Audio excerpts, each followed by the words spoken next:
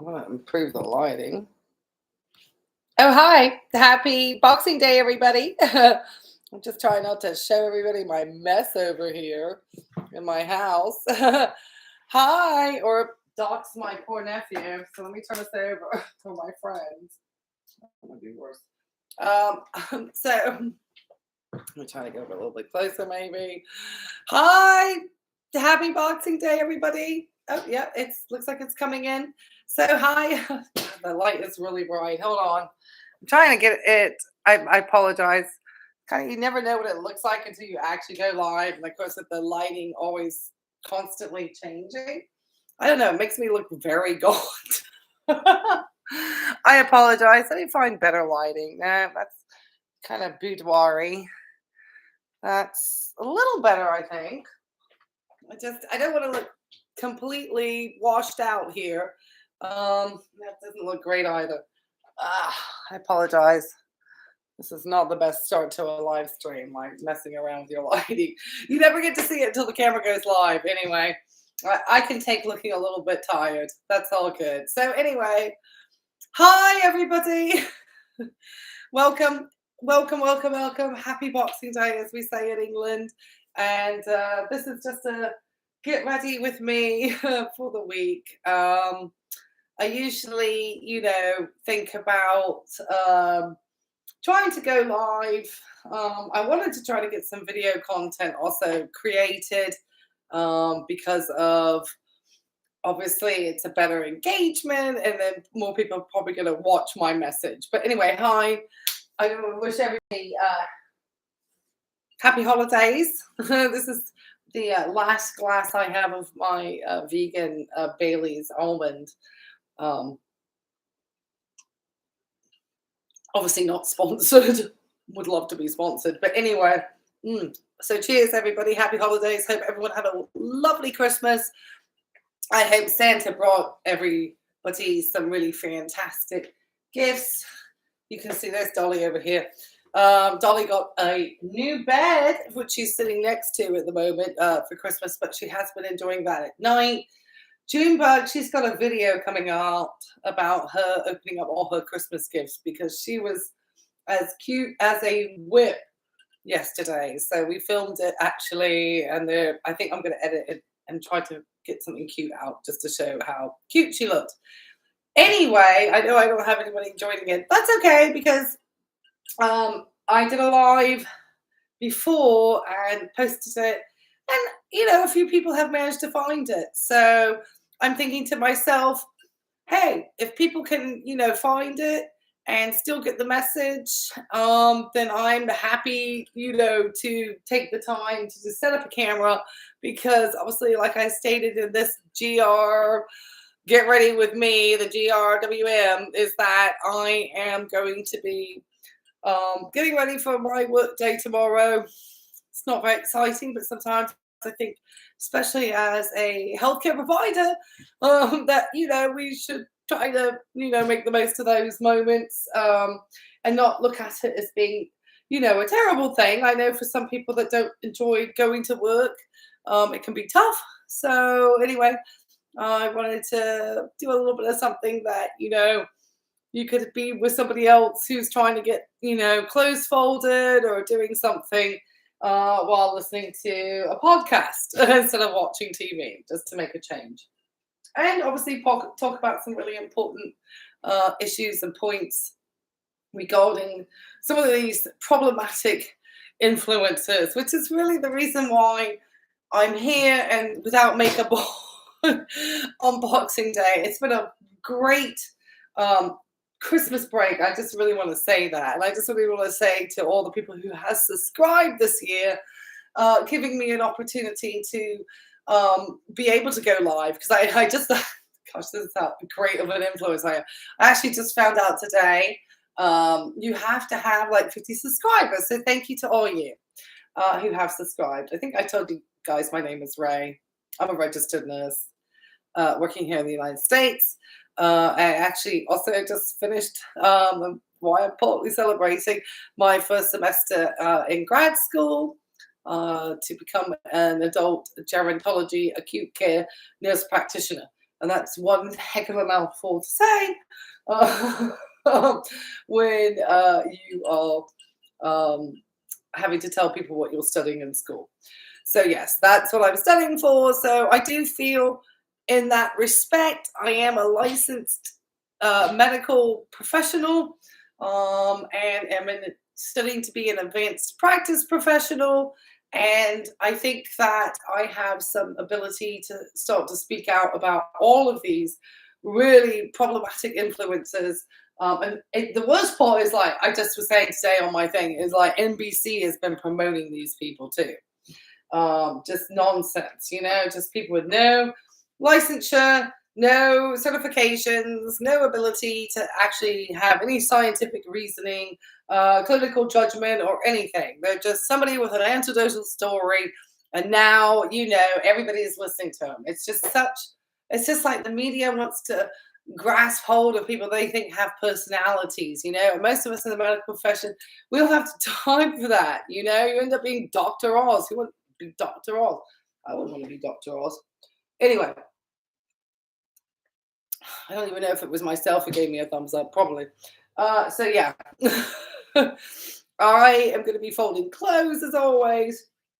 So, and then we're just like kind of talk about, I guess, the year in Hollisville. That would be, Rachel and Dave and Heidi. I'm going to figure out how to start doing a screen share so I can figure out all this stuff. I think you have to get some software loaded. It says Auntie Ray, the old lady over here. Oh yeah, this is Life and Vibe. I forgot to name my channel. Please, like, hit subscribe, all the BS-ery. I don't know all that stuff.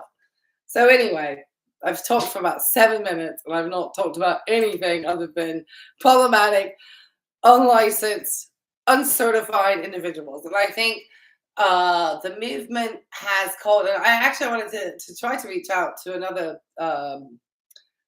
creator who's much larger than me, but she was talking, and I missed the live stream, so I couldn't chirp in. But if she ever wants to have me on her channel talking about hospice and end-of-life care or anything to do, because she was hoping, she wasn't talking about it, but there was somebody who was talking about it. You had no right to be, and I think it was Rachel Hollis. And but I was a hospice nurse and a case manager in hospice, and I worked in oncology for quite a number of years.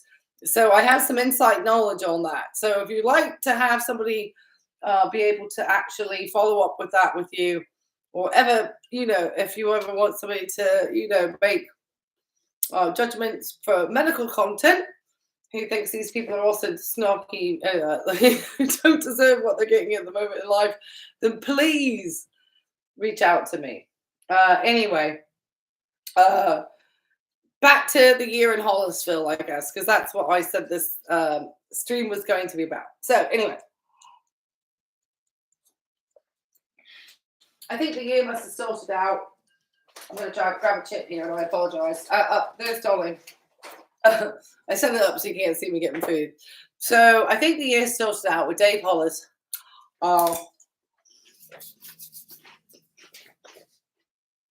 There's some more. I apologize. I think I'm going to have to wait to eat my chips until after I start playing the podcast a minute. So anyway, let's go quick. So I guess at the beginning of the year, Dave was trying to sum up 2022 for these poor people. I don't know if 2023 can get any better. Basically, I think Dave at that time was on kind of hiatus because he had the patio piece and it had been pretty disastrous coming out of 21. And so I think over the start of 22 this year, he was pretty quiet. And Heidi, I think, was getting ready for the Get Fit Challenge or some nonsense like that. Anyway, lo and behold, I think at the same time, Rachel was just doing her usual thing of releasing her podcasts and her Rach Talk on YouTube and just coming out with the usual amount of content that was not licensed, not certified, and just promoting a lot of really dangerous stuff on her channels and various media platforms. I mean, it is really bad, some of the stuff she promotes. I mean, it's just terrible. And that's where we're going to get to this December shortly. So I'm going to sum this up quick because I am not the biggest follower of these two people. And then we're going to get to Dave Hollis' podcast that I started listening to the other day. I don't know where he finds these people. Anyway, so they rolled kind of through the new year. I didn't think Rachel Hollis had really recovered from her. I'm sorry, I'm going to eat some popcorn here. I'm starving. Rachel Hollis had really recovered from her scandals from the prior year of, basically mocking anybody who had a job that she deemed to be below her. I have some more. I apologize. I can't resist it. It's maple flavored and it's vegan and it's delicious. So, anyway, lo and behold, I think coming to the mid part of the year, I think Dave had started to come back onto social media a little bit more because of the Get Fit Challenge, and I believe that he was supposed to be part of that. Oh, that's right, Dave. Oh, God, how can I forget? Dave kicked off the new year disastrously with a men's conference that he was hoping to chill out with some guy whose name escapes me, and it just bombed. I think, there were so many channels that just, not so many, but there were a couple that really mocked the Jesus out of it, and the whole idea of him hosting like this men's thing. I think he kind of saw it like a rise together for bros, but it's just not. I don't think there was a space for it. It's like, who's attending this? Some rich white guys. You might as well call it a Christian retreat. I mean, that's kind of the audience. Anyway, lo and behold, that failed, and I think he ended up going to getting sober at some point. I think after he got sober, and then he tried to do this men's retreat. I think it just backfired. And I think at that point, he just decided he was pulling off of social media, if I remember that correctly. And then Rachel, about this time, I said, same old nonsense, nothing new, no new books coming out. She had nothing of that nature. I think in the back of her mind, she's always wanting to release this health book. And this is an interesting point we'll get to once we get to December. And it was just I guess she couldn't quite find the right time with a pandemic and everything to actually be able to pull the. Sorry, I should probably put my microphone in that place. Actually, pull the plug on her being able to get the thing going from the pandemic. It's you can't release a health book, and talk about health and have no licensure, no certification, and you're just going to recycle whatever you have read from Louise Hay or whatever Dr. Amen has said. It probably was just going to be a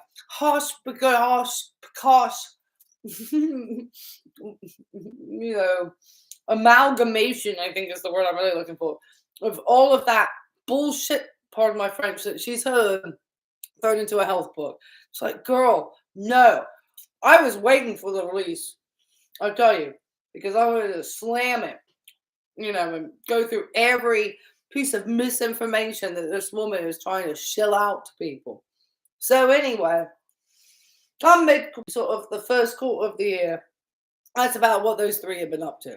Oh, and there was Heidi's disastrous, I think, birthday trip in somewhere in there too, I believe, where she could not find her passport.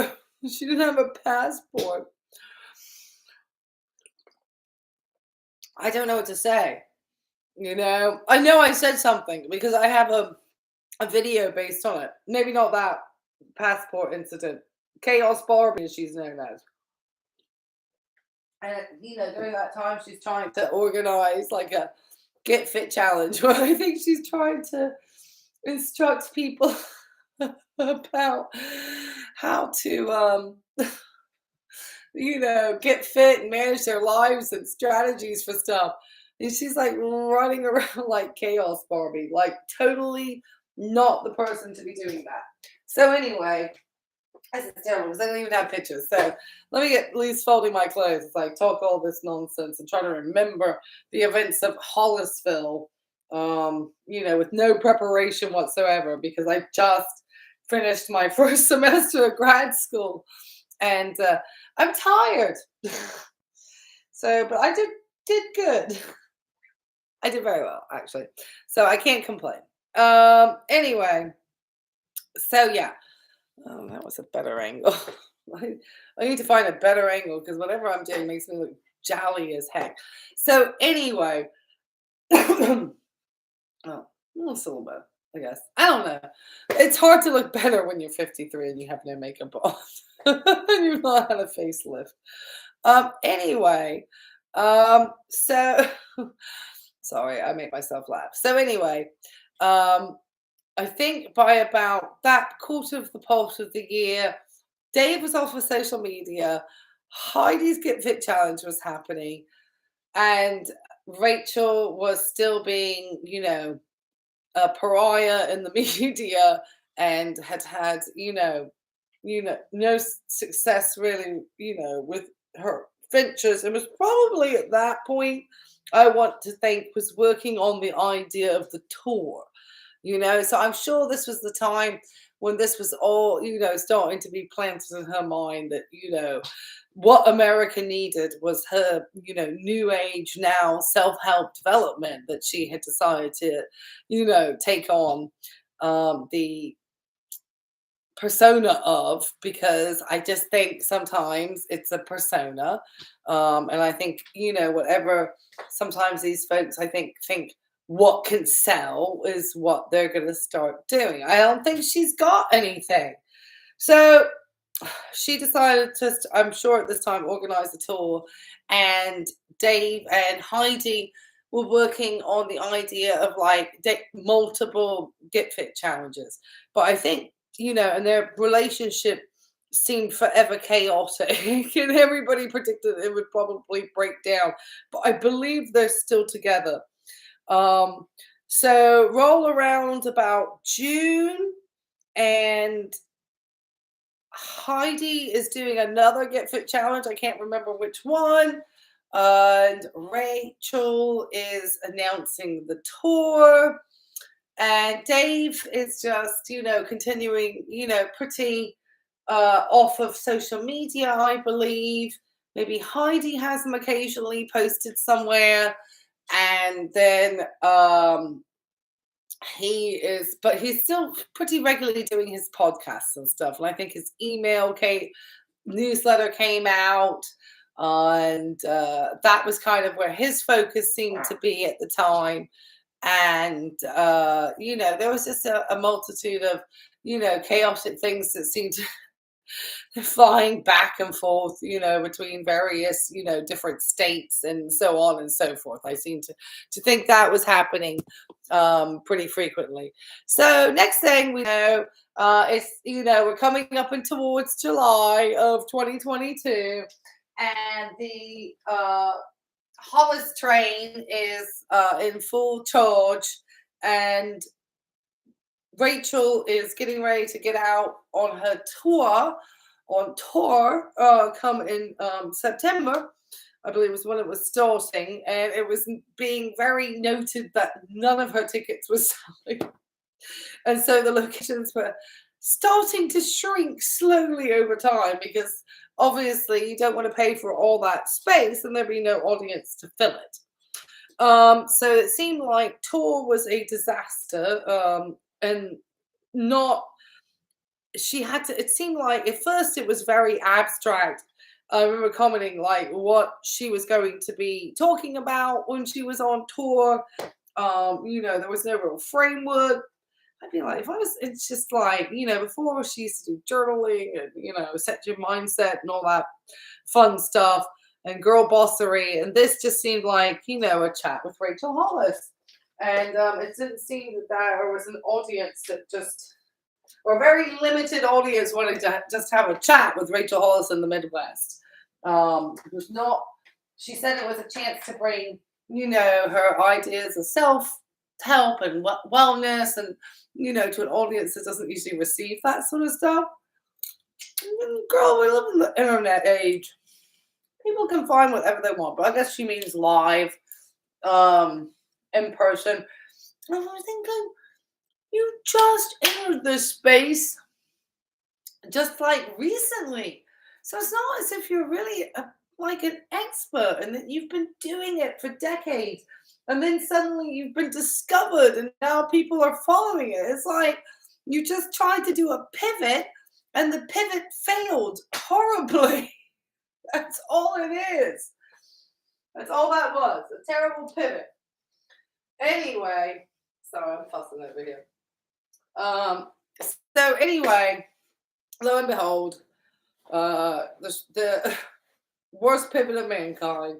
And, Dave just kept to his brand of talking to other, privileged white people, especially men, on his podcast, occasionally women, but primarily guys, on his podcast of nonsense, with which I think we're going to take a listen to very shortly. It's always fun to listen to Dave. Not the mushroom one. That was covered by another YouTube channel. Anyway, lo and behold, sorry, I feel like I need to do something. I can't just sit. I'm not a sitter. I have to be ready to go back to office. Luckily, it's going to be a 4-day week, and the next week is another 4-day week. And I need to also take some time because I have some appointments. Anyway, nobody needs to care, nor cares about that part. So anyway, we're at 25 minutes. What the heck? Or 20 minutes? What the heck? I'm going to get no views on this one. It's an experiment. Anyway, lo and behold, I've had, it was one time I streamed once, and I think it was like a weekday, probably not during a Christmas vacation though. I'm sure people with their families today. And for those who don't have families, Merry Christmas especially, because I know it's particularly rough, for those who live alone. That's part of the reason why I'm here streaming. I don't live with anybody except dogs.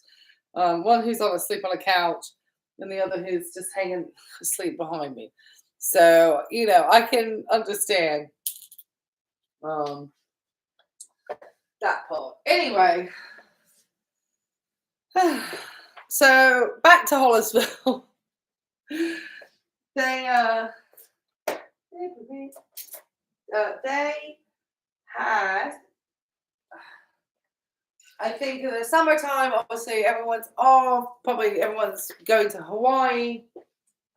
Everyone's gearing up for the things that they're planning to do for a fall. Because I'm sure the summer for a lot of these folks, because other people obviously are on vacation, their kids are on vacation, they're doing a lot of other stuff. We're not really planning a lot of these types of events. That's more for people to go to music concerts and that sort of thing. Not listen to wellness self-help guru. Unless you're like Tony Robbins, that's a whole different kettle of fish though. Scary. Anyway, I'm sorry. I don't mean to talk with my mouth food. This popcorn's good. I will be honest. I am doing a salty sweet combo. And I apologize. Stop. Keep eating. I am hungry. I just had a light breakfast and I had lunch. I had lunch a while back ago. So I'm probably gonna. I'm not sure how this live stream is gonna last. We'll see, because I'm gonna get into the podcast soon. After my sum up of this terrible year for these people. So anyway, that is too good. I'm sorry, people.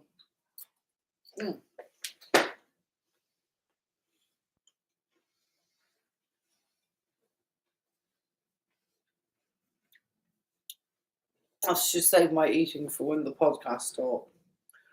So anyway, you can listen to Dave, and I can be snacking in the corner over here. So I think, there was Heidi had her anxiety attack in July. and I guess work related from the pressure of the gift fit challenges, because I think he kept having a number of them. Dave was and was not, and then was and then wasn't. It seemed like taking part in the Get Fit challenge, and then every time you ever saw videos of the Get Fit challenge, there was Dave like dancing with all the ladies. Um, so and that went on right up until, for those two, I want to say up until November, I think was the last one. I think Heidi then said she was going to retire from those, and she talked about doing a master class. I don't even know what happened to that. I'm not even sure if the master class thing took off or not. I'm sure. I know they're really expensive. Like, I don't, what was it, $4,000 or something? I don't know. And then she was, gonna come off as she kept having.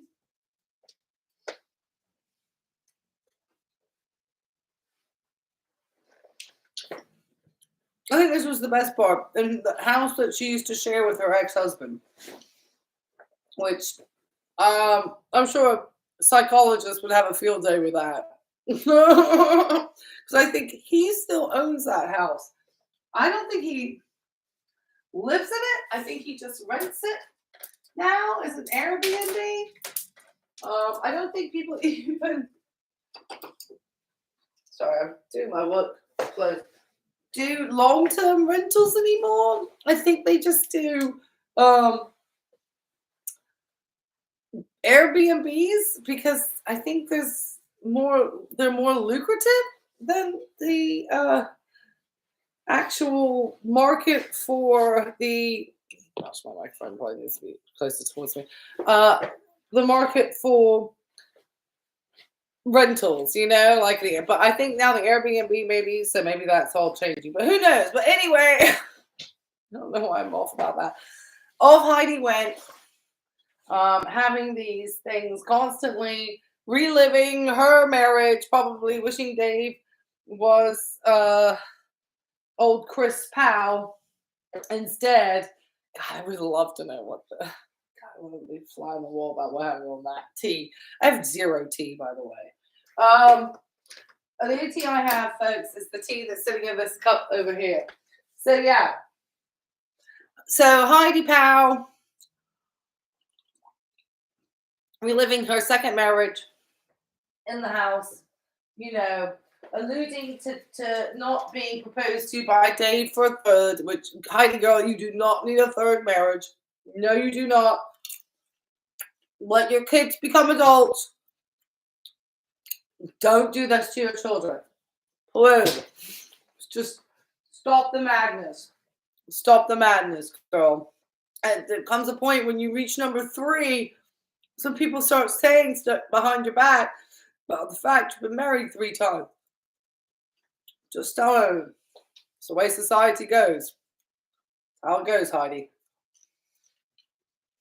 I apologize. This stuff is good. And it's Christmas. That's part of what Christmas is. It's about eating and relaxing and raising your glasses and having a nice time. And then talking, shit about these unqualified people trying to hawk wellness and powders and shakes. I can't stand it. Please, people, eat real food. Just snack on something. Just snack on something and be indulgent about it. Call it a snack. But all of this processed packet, all of it is just, it's going to make you more tired, more sick, more crazy than, anything I can think of. People need to eat real food. Pardon me. That was the popcorn. It was good though. Anyway, we're coming up. Rachel goes off on tour. Okay? Off on tour she goes. And we're just going to say it was received in the cities. Some cities it was never received because the whole cities had to be canceled. And she tried to hold her head up high. I'll give her that.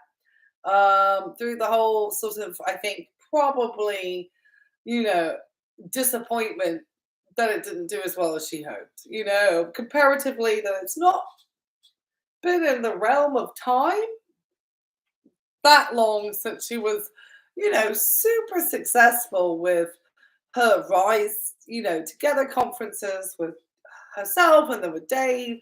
And then to have, I mean, she has taken a pretty hefty fall from grace. I think a deserved fall from grace. I think she is a problematic person in the social media landscape. I think she had her moment. I think she really took advantage of that moment. I think, you know, she pivoted, you know, from the brand of just being like mom to mom wife, you know, really took it to the nth degree, to the place, I think, her integrity and her authenticity for any audience when she divorced Dave and had also been still producing these, you know, marriage conferences right up into that moment. I think that was a real issue. And I think that is what also prevented her, you know, from really recapturing her brand. There may have been a moment where she could have done it, but you know, she was at least smart and was not willing to monetize too much off of the divorce. I think the people thought the book, I didn't see that coming, was going to do that, and then found out it was about something a little bit different from that. I think, you know, but she seems quite angry. Every time you hear her talk about him, it's not the light is not, but only so positive. I'm wiping my fingers before I touch my body with them. So yeah. So I think we can call it a disastrous tour somewhat. Definitely a learning experience for her in that respect. It looked kind of sad. I know that one creator was able to go, and I think that was pretty brave. I mean, I just think she's nothing new to add, you know. She's not educated enough except through Google, you know, which I think is a problem too, in order to be able to really, you know, add but value for a limited. She just repeats ideas, you know. Everybody can do that. That whole self-help thing. There are a million books out there. Well, there's a ton of people trying to do what she's doing, and she's so sort of pompous with her attitude. She got so, you know, I work harder. I'm the only person who gets up at 4 a.m. That's not true, girl. I get up at 4 all the time. I don't get up that early, believe it or not. It doesn't give me enough time to get everything I need to do in the morning to, you know, take a little time for myself, get my animals walked, you know, have maybe a little bite of breakfast, some coffee, get a shower, get out the door, look at my, you know, do things that I need to do to make sure that they're done before I leave for the day. You know, because I'm going to be out all day. My dogs need to be getting walked. I mean, there's a bunch of stuff I have to do in the morning.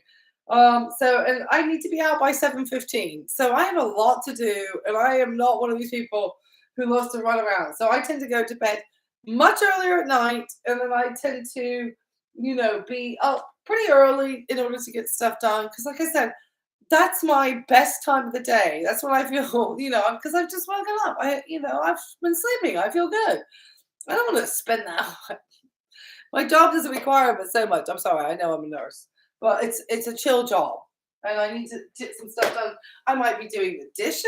You know, there's all sorts of stuff that I don't have the energy necessarily to do at night because I've been at work all day, and I need to come home and get the dogs out.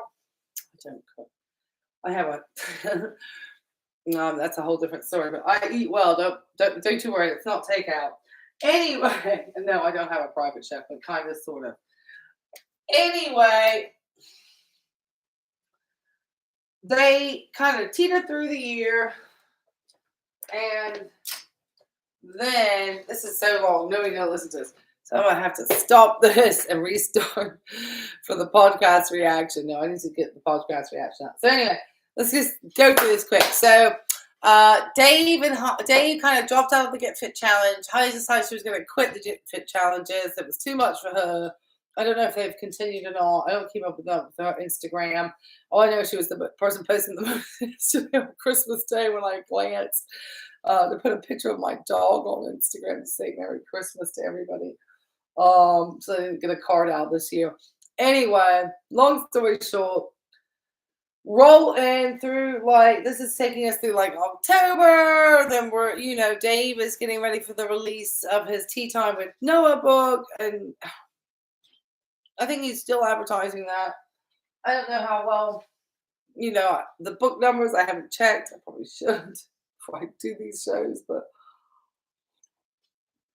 as I said, and just for me to get onto this part here, to be in front of the camera, took a miracle. So yeah, they kind of, I think, for next year, I'm not too sure what they've all planned. I know Rachel did not release the book What the Health on Day Street Publishers. I know that for sure because I double checked. It was supposed to be, it had that weird like pseudonym author name, and it was due to be released on, it looked like there was almost a pre-sale, but then Amazon seemed to have very little about it in the end. But anyway, lo and behold, Rachel has not released that book. I don't know if she was hoping she'd have a good response from the tour, and then, at the end of that, she would then be able to turn around and release her book, What the Health, and, finish out the year on just a big, hurrah. But considering that there's a tridemic going on with kids and stuff, and just the politics behind anything to do with hi, I think someone joined us. Anything to do, we're about to listen to the podcast. I'm just summing up the Hollis year of disaster here. And I'm in December and Rachel not releasing her book, What the Health. So anyway, yeah, she has not released that book, and I think that's wise. I'm sad because I wanted to buy a copy of it and tear it to shreds because I'm sure it would be terrible. But yeah, it's not come out, and I don't know if it ever will come out or what will happen. Not sure. So that seems to be kind of how she finished her year. If anybody knows anything else, let me know. I looked and looked and looked, and yeah, no book.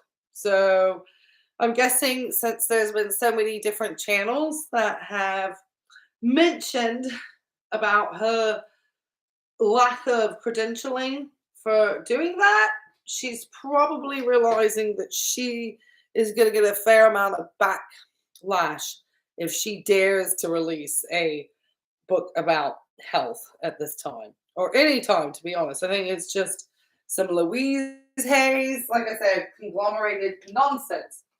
So, on to, I guess, Dave and Heidi coming into the end of the year. We just said that Dave released his book, and Heidi continues to say she doesn't really want to be on social media. But anytime you turn around and take a look, she's got something completely posted. Still with her kids, still doing the same, still hawking the shakes and everything. So I'm really curious to see what is going to come out for these three for next year.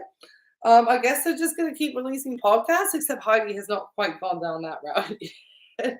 Chaos Barbie has not wanted to release a podcast, which I think is good because she's not really somebody to be talking and giving advice of any kind. All right. So thank you for joining us. I know I've been on for a while. You're coming at a perfect time. So I was just about to get ready to actually put out Dave's podcast that he did. It was probably about a month ago. And let me just find it here. It was back in December.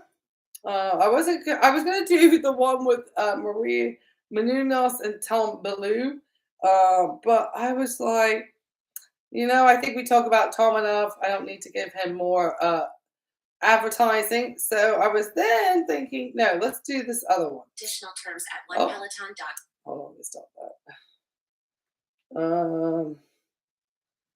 Let me see. If dog people make them. All right, here we go. I know, I'm terrible. I can't find my way. Okay, I wasn't going to do the magic mushroom one. The Mac had already covered that. It's this one. I wanted to go back on it, though. Not true at all.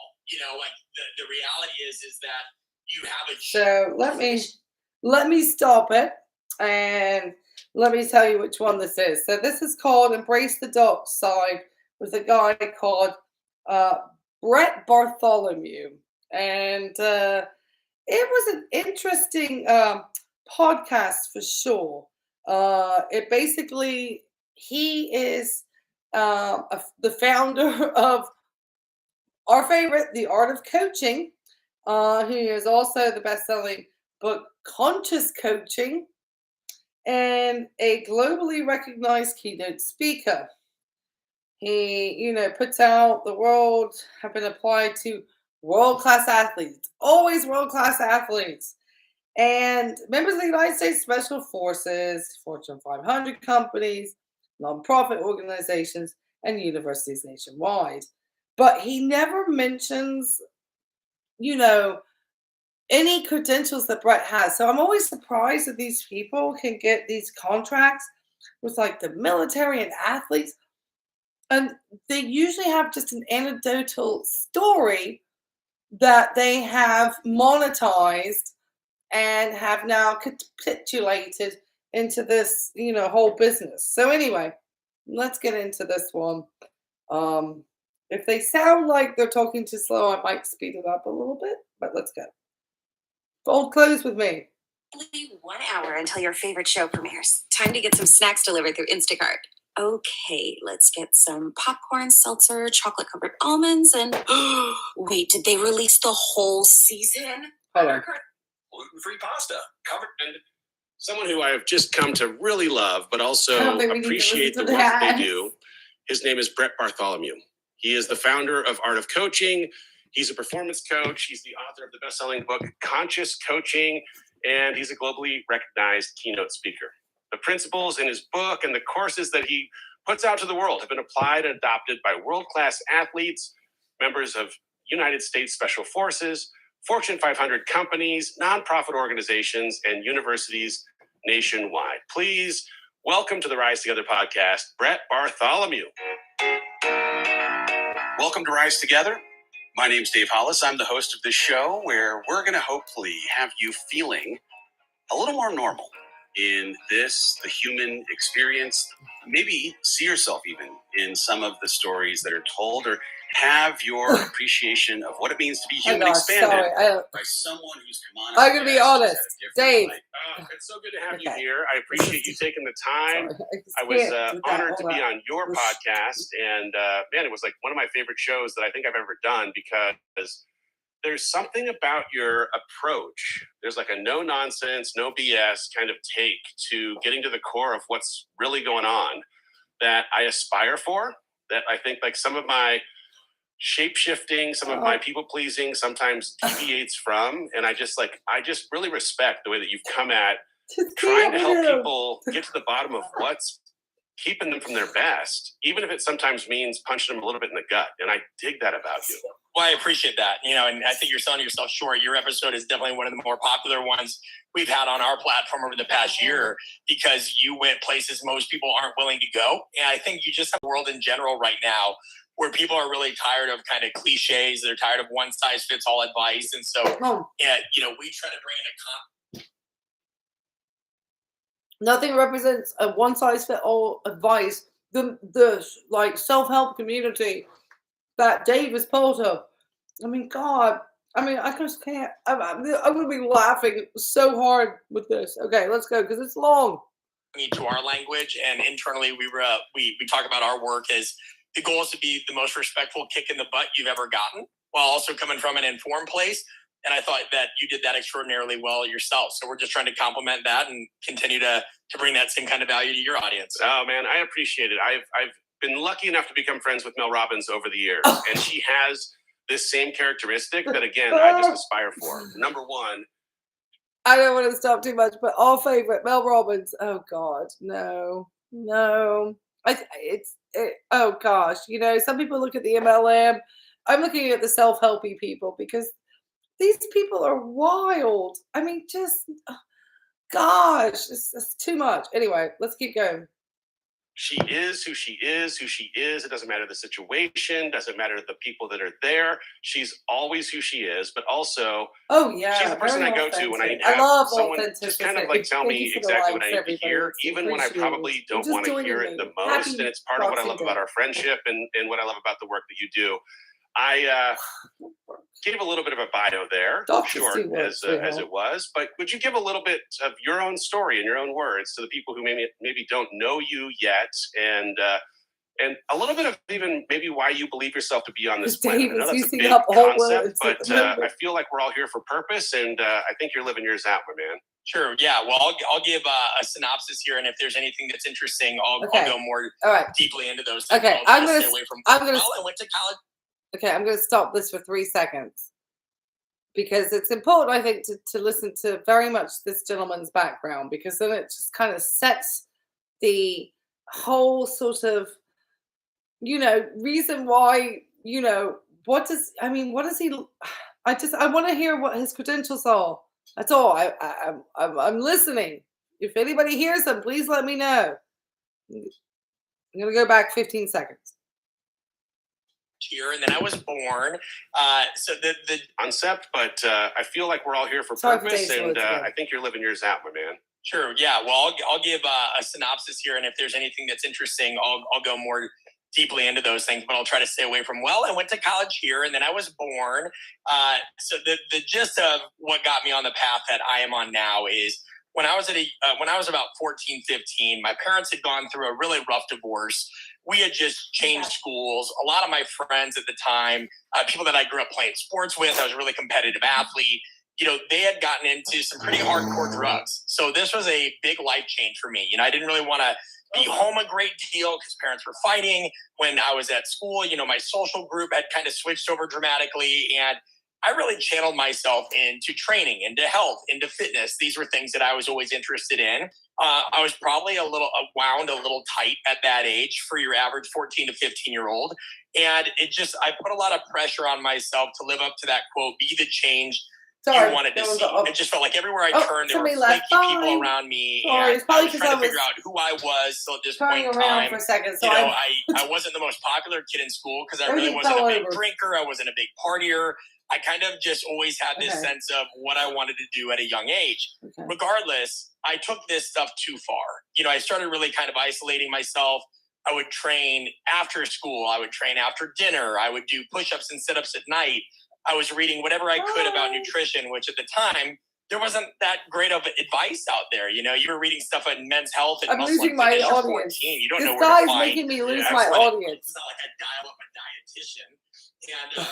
And this was a time that low carb and low fat were both in vogue. So like any good absolutist, I did both. Well, eventually this manifested itself really into an eating disorder. Training was a way to deal with anxiety. Training was a way for me to deal with anger. Training was a way for... I probably should have said there's a trigger warning here. I totally, I listened to this part, but it's been a little bit of time because this was released at the beginning of December. And he's talking about eating disorders here. So I just want to warn for that. I apologize. Micromanage a lot of the emotions I had at that point in time. And so I was in and out of outpatient eating disorder clinics, places that really didn't help me so much. They dealt with a lot of body image issues and things like that really weren't the core of what I had. It wasn't like I was scared of pizza. It wasn't like I was scared of being overweight. But anytime you would voice these things, they just kind of said, hey, this is the illness, making excuses. They'd talk right through you. This is where you need to be. So in and out of these places for a while. And eventually I had blacked out when running several miles around our school, which was common. A lot of athletes, there's a bigger school, would do after lunch or after school one day. And I had woken up and okay. I don't know. Maybe it's a different environment here in the United States because I too was a distance runner. Maybe it's just because I was so skinny I didn't care. But I don't remember. I think that's something that this gentleman always say. There's a lot of stuff I need to warn about this podcast. He is talking about a lot of mental health issues. He is talking about eating disorders, a lot of things. And I was a pretty successful track and cross country athlete, not to toot my little horn when I was younger. And I didn't feel any of these pressures. Now, that might have been because I was in England and there was no sort of pressure for me to try to get into a college program or anything based. Sounds like he was going through something a lot deeper, this guy. So it makes me always surprised when they're out doing mental health stuff and coaching. Oh, God, I hate that word. Anyway, let's continue. Hi, everyone. And my family was like, hey, you're going to go to an inpatient eating disorder hospital. At this time, to give you a frame of reference, I'd gone from 130 pounds to 96 pounds. Oh, wow. But anybody, but anybody that has dealt with any kind of depression or darkness in their lives may be able to relate to this. It very much felt like a ghost in the machine at that point in time. Like it wasn't like I was trying to lose weight. You didn't really look at yourself this way. Just a lot of anger and a lot of anxiety. Oh, sorry. I know. I don't want to keep stopping.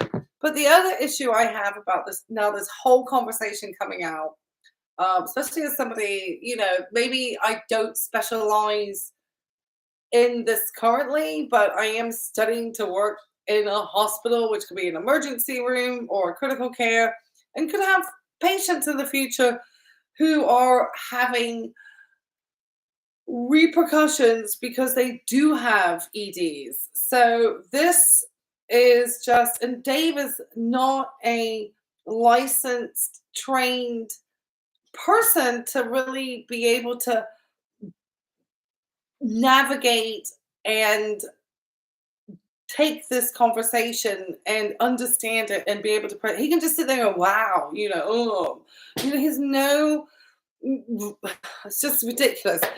I just think it's so inappropriate. These anecdotal stories just being put out there. Everyone's like making money off of their anecdotal stories. And I'm sorry this gentleman went through this. I mean, I think that's horrific. But, you talking about it on this and Dave giving no trigger warnings prior to this conversation. Did you hear a trigger warning? I didn't. I think is really irresponsible and just shows to his lack of any real understanding about anything to do with healthcare, especially mental health, which he loves to play into that space constantly. I mean, he's got this whole health series recently. I mean, I wanted to dive through all that. I'm going to try maybe next Monday to do another live again because of not starting my grad school classes back again until January the 4th. I'm only going to take one this time, too much. Anyway, he's getting me so hot and bothered, I might have to take my sweatshirt off. Telling you. My life in a hospital in Minneapolis, Minnesota, where you were woken up every day. Your blood was drawn at about 5:30 a.m. Yeah, absolutely. You were stripped naked. Depending on your BMI, your body mass index, they would determine whether you could shower because the initial shock. Okay. I'll tell you why they pull blood work. Oh, this might not be the bra with the shirt, actually. Anyway, it's what I got. I feel very Olivia Wilde. Anyway, the reason why they draw the blood work so early in the morning, I think one is like, there are certain biochemical, things that happen throughout the night after sleep and so forth that allow the body to go into a specific homeostasis. So it's a very good time to get blood work. Just going to let you know. And also, the docs want to see that blood work because they're going to be getting in there at around 7 o'clock in the morning, maybe earlier, especially in a hospital setting, especially when you're in a hospitalist, which is the course of study I'm studying for at the moment. You can have hundreds of patients on your roster. Hundreds. I'm not even joking. These docs have told me about it all the time. And you need to see that blood work, because a lot of the stuff that you're doing is going to be, as Rachel knows, based on the blood work. I need a soundbite with her saying about the blood work, and get the blood work. That should be my soundbite. In my case, a Potter could send you into cardiac arrest. Wow. Your meal plan was decided for you, and you spent nearly 8 hours in a 600 to 700 square foot room with other patients, surrounded by windows, under complete and total observation. And I'll get to the crux of this in a sec, but just to give frame of reference, this is a place where, because most people don't know this about eating disorder hospitals, and that these things like this are still in existence. You know, they're really cautious of you standing or fidgeting because it can burn more calories. You can't chew gum. You could not, anything you watched, read, or listened to had to be approved. Dave, if you stood up, they would knock on the window as a warning. Wow. If you stood up again, another warning. If you did it a third time, you were given a boost, an Ensure, or you would be fed Intro. I would like to know what year he was hospitalized. He just said he was 40. I have no idea what. I mean, if I knew what year this gentleman was, but that could be BS online. You know, these people, I don't trust any of it. I could be a figment of everybody's imagination here. No, really. Dave, why are you having this in-depth conversation with this guy? It's so inappropriate. Anyway, let's continue. You know, and so, you know, this was a place that every week you had to see therapists, psychiatrists, and they wanted to give you antidepressants. A really interesting thing happened that informed my approach now. They would come in and do kind of group therapy sessions where everybody would tell their story. You had a 60-year-old woman. For those of you who've just joined us, we're only a few minutes into this terrible podcast that Dave is hosting with this guy called Brett Bartholomew, who has not mentioned any of his credentialing at all. So that's what we're doing at the moment. We're folding clothes and getting ready and being excited about Tuesday. You know, not that we're going to talk about mindset or anything, because, you know, that's not what this is about. I hate that stuff. Who her husband had left her, you know, she was struggling with self-worth. You had a girl that was in the middle of like 9 children. Her eating disorder was a way to kind of keep attention on her. You had a junior Olympic wrestler who missed weight during nationals one time. Great HIPAA violation so here. Food became a mechanism for that. Why is he giving But everybody was there for a reason that wasn't really food related. That's terrible. Right? This is why I don't like during the group therapy session, you know, people would say what they needed to say to get the check mark, you know, that they were compliant. But when they left, when the nurses and doctors left, you'd hear what really was going on. I'm sorry. I need to stopping this. But why is this guy like telling all the details of the people who he was sharing the facility with? That's so irresponsible. So long story short, once I had gotten out of that hospital, you know, I had gotten into, and we can dive into more of that later if you want, but I had started working. I went to college because I wanted to learn more about the human body to keep people from dealing what I had to deal with. Thankfully, a therapist that really was able to get across to me, helped me get out of that dark time in my life, got out of that hospital, regained the weight. And for 15 years, I turned that into a career working with professional athletes from a strength and conditioning standpoint. Okay, so he became an exercise physiologist? Is that what I'm understanding? The people that were rude, that people couldn't coach, the people that, for whatever reason, were labeled as, you know, the folks that you hear complain about on Sports Center. Oh, yeah. Yeah, but where's his... But it was that time in the hospital that really helped me understand, like, yo, the complexity and the darkness of people is where you want to dive into, because there's so much. See, that's already problematic to me. So this dude sounds like he was an exercise physiologist for a sports team or some type or something of that nature, doing sports conditioning, because that's what he said. So some type of training in that area. And then he decided, with no, it seems like, mental health background training, start to coach these athletes. I mean, why is it okay? I haven't worked out. Why are we okay with this in society? You actually can really do people harm and damage when you're not licensed. There that most people don't it's even like recommending meditation for everybody. And yeah, so now today why I'm on this earth is, you know, a one-size-fits-all approach to dealing with people nearly cost me my life in several ways when I was in that hospital. I saw it cost another person but it doesn't make their you life because they weren't able to reach this. them. And I just think that there is a lot of stuff I wish I would have known earlier when it came to power dynamics, dealing with Machiavellian people, dealing with the darkness of yourself. And I just want to share that with people in a really practical, accessible, non-wishy-washy way. Man, it's so cool because I think there's a part of me that's like, man, I wish you hadn't had to go through that. And then also you wouldn't be doing the work that you're doing if you hadn't had to go through that. Like you wouldn't have the insight, the empathy, the insights to actually help people in the way that you do. And so in a bizarre way, but also a beautiful way, it's like you went through exactly what you needed to go through to be able to have the equipment to actually help people that you're helping, whether they're problem athletes or just everyday Joe Schmoes like me. Well, and I think this is something that, it's the same with you, right? God, no, please, for the love of everything for 2023, let's stop the madness of this. I'm sorry, the guy, but he, I think, just summarized perfectly everything that's wrong. This one individual went through all of this, and he's using that experience to guide other people. And that's not what a licensed therapist does. They would never recommend that. Listen to Dr. Grande. He would tell you that. He thinks this is madness too. You're all insane. And anybody who promotes them and, pays and listens and the advertisers, all of you, shame on you, shame on you, shame on you. Very open about the different things that you've gone through. And I think that we forget the best way to deal or help others deal with the darkness in their life is you have to go through that stuff yourself. Yeah.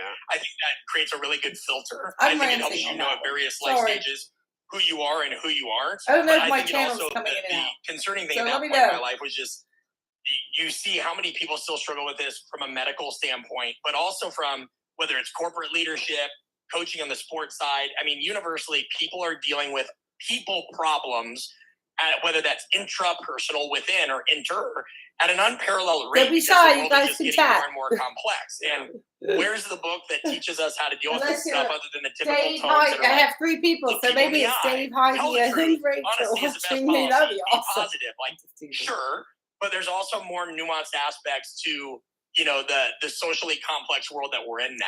No, I love it so much. And I love your approach because there's a lot that I like in personal development. And there's a lot that I take issue with in personal development because the one size fits all kind of take this and you'll be fine is good for some and completely not applicable to plenty. And there's something beautiful about the nuance, as you say, in identifying that Dave, you lost your train of thought. Specialized, individualized approach and some context for what their process or their experience was and getting them to where they are so that you can actually give them a gift of here's how to get from where you are to where you want to go, understanding some of the details of what you've been through and understanding some of what ends up being, of course, hard, but also a part of your experience. Hard process. Yeah, well, and these things lead to a framework, right? Dave's word salad there was wild because he'd be rubbing my head because it's just how I just don't understand the audacity behind these folks. This just I'm sorry the guy went through all this, but Dave, you're definitely not qualified to talk about any of this stuff at all.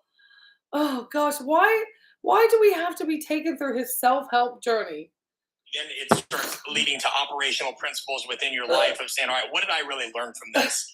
And, whether it was my time in strength and conditioning, my time in the hospital, our time transitioning into reaching an entirely different audience now in general leadership development, or the stuff that we're doing within power dynamics, like without a framework, it's kind of like those lessons are wasted. Yeah. And so I think the most valuable thing that came out of that hospital experience is if I had any advantage on anybody or another version of myself, if the metaverse was real, it's that when you spend a year in a hospital, you have time to ask yourself some really hard questions. I mean, it was like me, Eminem in my headphones, and whatever books you were allowed to read. Because other than that, there was no exercise and there's no leaving the hospital. I mean, this is Minneapolis, Minnesota. On the 8th floor, talk about like seasonal affective disorder. Yeah. And I spent my 16th birthday they heated me up in that place. And so I just think being able to have some stillness and solitude and reflect on, the messy realities of life and leadership sometimes get you ahead, even though it may not be fun. It's so cool that qualifications so much insight at such a young age. I mean, I wouldn't wish it on someone, and also like what a gift because you had to go through an incredibly hard thing. It produced so much good. And some of us I'm 47, I'm still having breakthroughs, and I'm having them usually because of super hard things having been presented to me. And there's a part of me that has envy for, man, I wouldn't want to have to go through what you went through, but I do envy the fact that you got to go through it at 16 to produce a little bit of the insight that allowed you to think differently about what your 20s and 30s might mean, what your purpose put into practice might mean. There's something beautiful about it. I mean, coaching is your game, right? Like artofcoaching.com is. So thanks for joining us, Caffeinated Girl. Angel. I always read that right.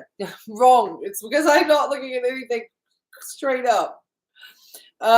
It's a guy called Brett Bartholomew who was in a Minnesota hospital. So if you're from there, this should be fascinating for you, because he mentioned a hospital that, I don't know if you're aware of it, has a specific eating disorder specialty, I guess, for young people in it, probably, or young adults maybe.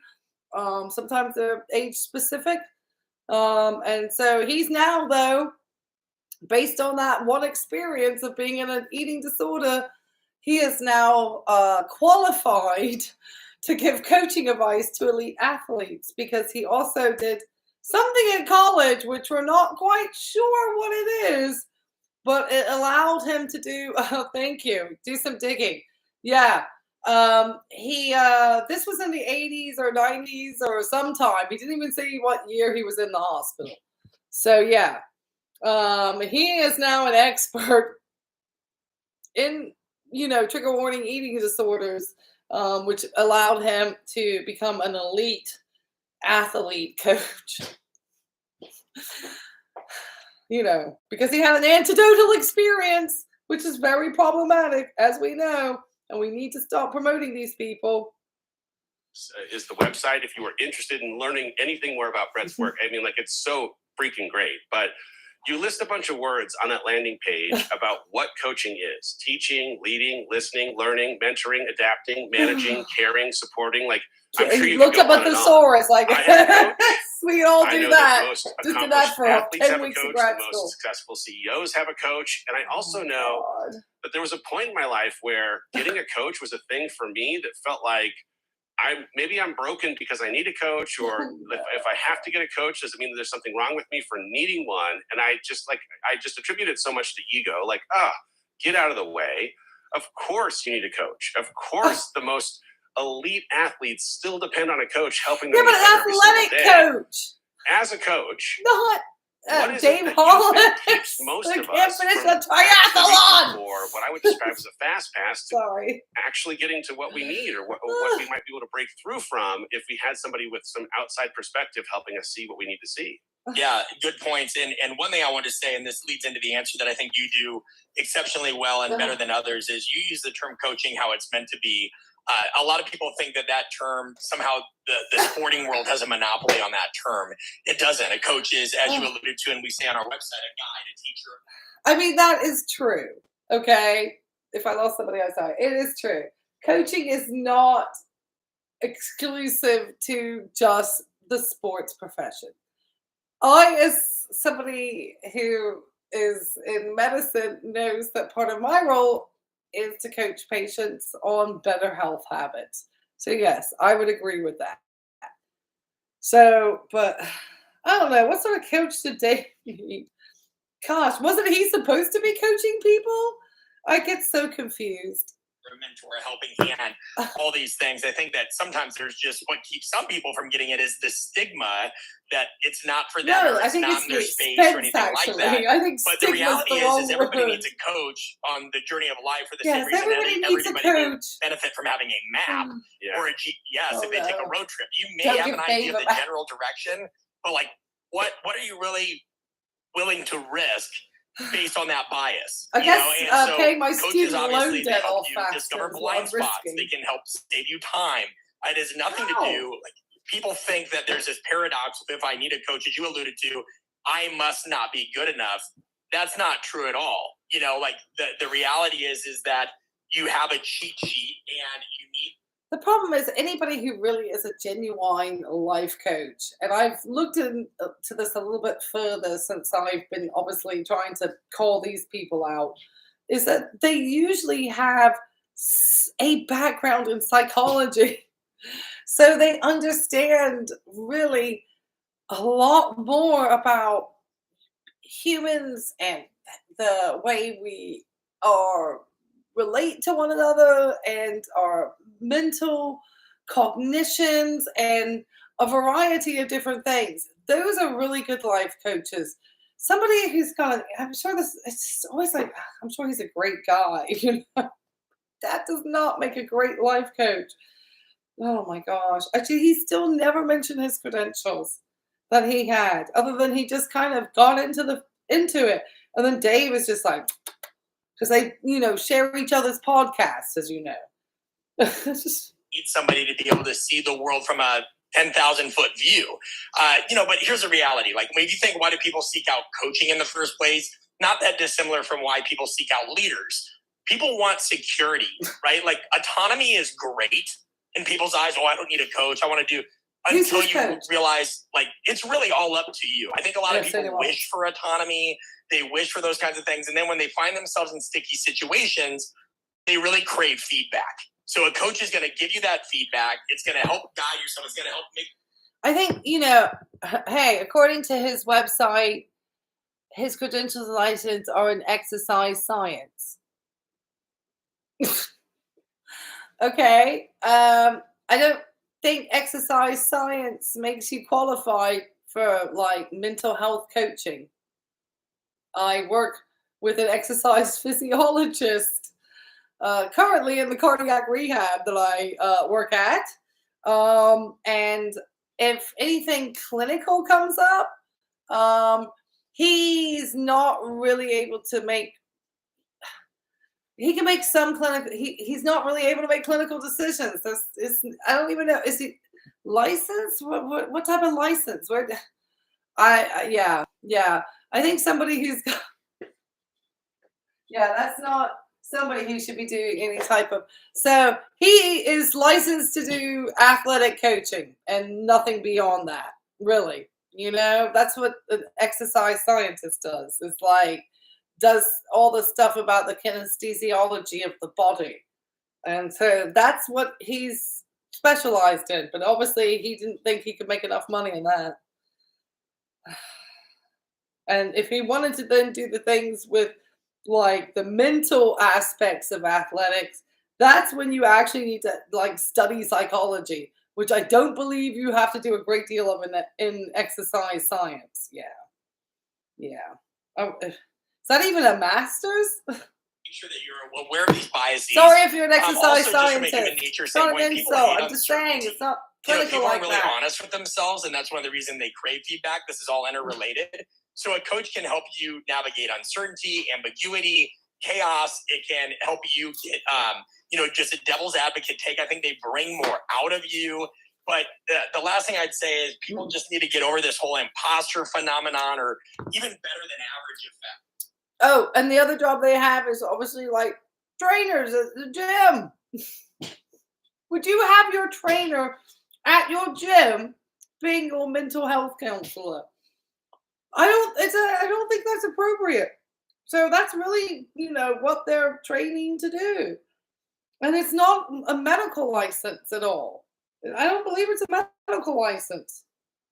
Which is a psychological principle where, on average, people with a better than average effect rank themselves higher than average in terms of things that help them be perceived as more virtuous, as more moral, as more competent, as more likable. A lot of times people just have to realize, like, listen, like, none of us are as good as we think we are. I keep finding that out. And we've all heard, an ounce of prevention's worth a pound of cure. Well, then imagine what a coach is worth, because the most expensive thing you will have in life is bad advice, right? And also, experience isn't something you get till just after you needed it. I think that was the best advice we're going to get from him all day. That. So it's not saying you're not good enough. It's saying here's somebody that can be a force multiplier in what you do, while also kind of just helping you protect the downside. Yeah, I mean, it's so funny. I have my next coaching call with my coach on December 16th. I know the day. I know the agenda. We talked last 2 weeks ago, and the role that this person plays for me so many times is actually confirming my knowing. Like, I have an instinct, I have a gut, I want to go in this direction, and then I have all these negative voices that start trying to tell me why this thing that I know isn't a thing I should know. And when I sit with my coach is like, what are the voices coming from? Where are they coming from? Who gave them credibility? Why are you listening to them? You know what you know. Okay, Dave, I'm going to be kind. If you're having voices, maybe the coach is not the person to be speaking to. That was just a little bit of humor. But he talks about the voices in his head continuously. And it's hilarious. Dave. All right. We're almost, God, these guys talk forever. They love the sound of their own voices. Let's keep folding clothes and getting ready for the work week, everybody. And there's this Thanks for everybody beauty joining in him us. redirecting me to what I already know that is less about giving credit to he as a force in my life, as a reminder that I already am the force in my life. I know. And that exactly. I need someone to come really and remind me of what I already know. And I think that's part of what the role of a coach ends up being. That, and there's a really key distinction that I want to make between those two, because we have Dave needs to have a vocabulary coach. I'm going to share a marvelous failure we had, but it also lent insight into something that I think we as a society need more clarity on. We once had a client that they had said, hey, I'm seeing a therapist, but I could really use a coach. And we had said, okay, well, let's get to know each other better. We're talking about these things. She was in the corporate space. Of course. And one of the reasons she said she really wanted a coach, aside from just a therapist, is, she's like, I want somebody to actively disagree with me. Okay. I need somebody.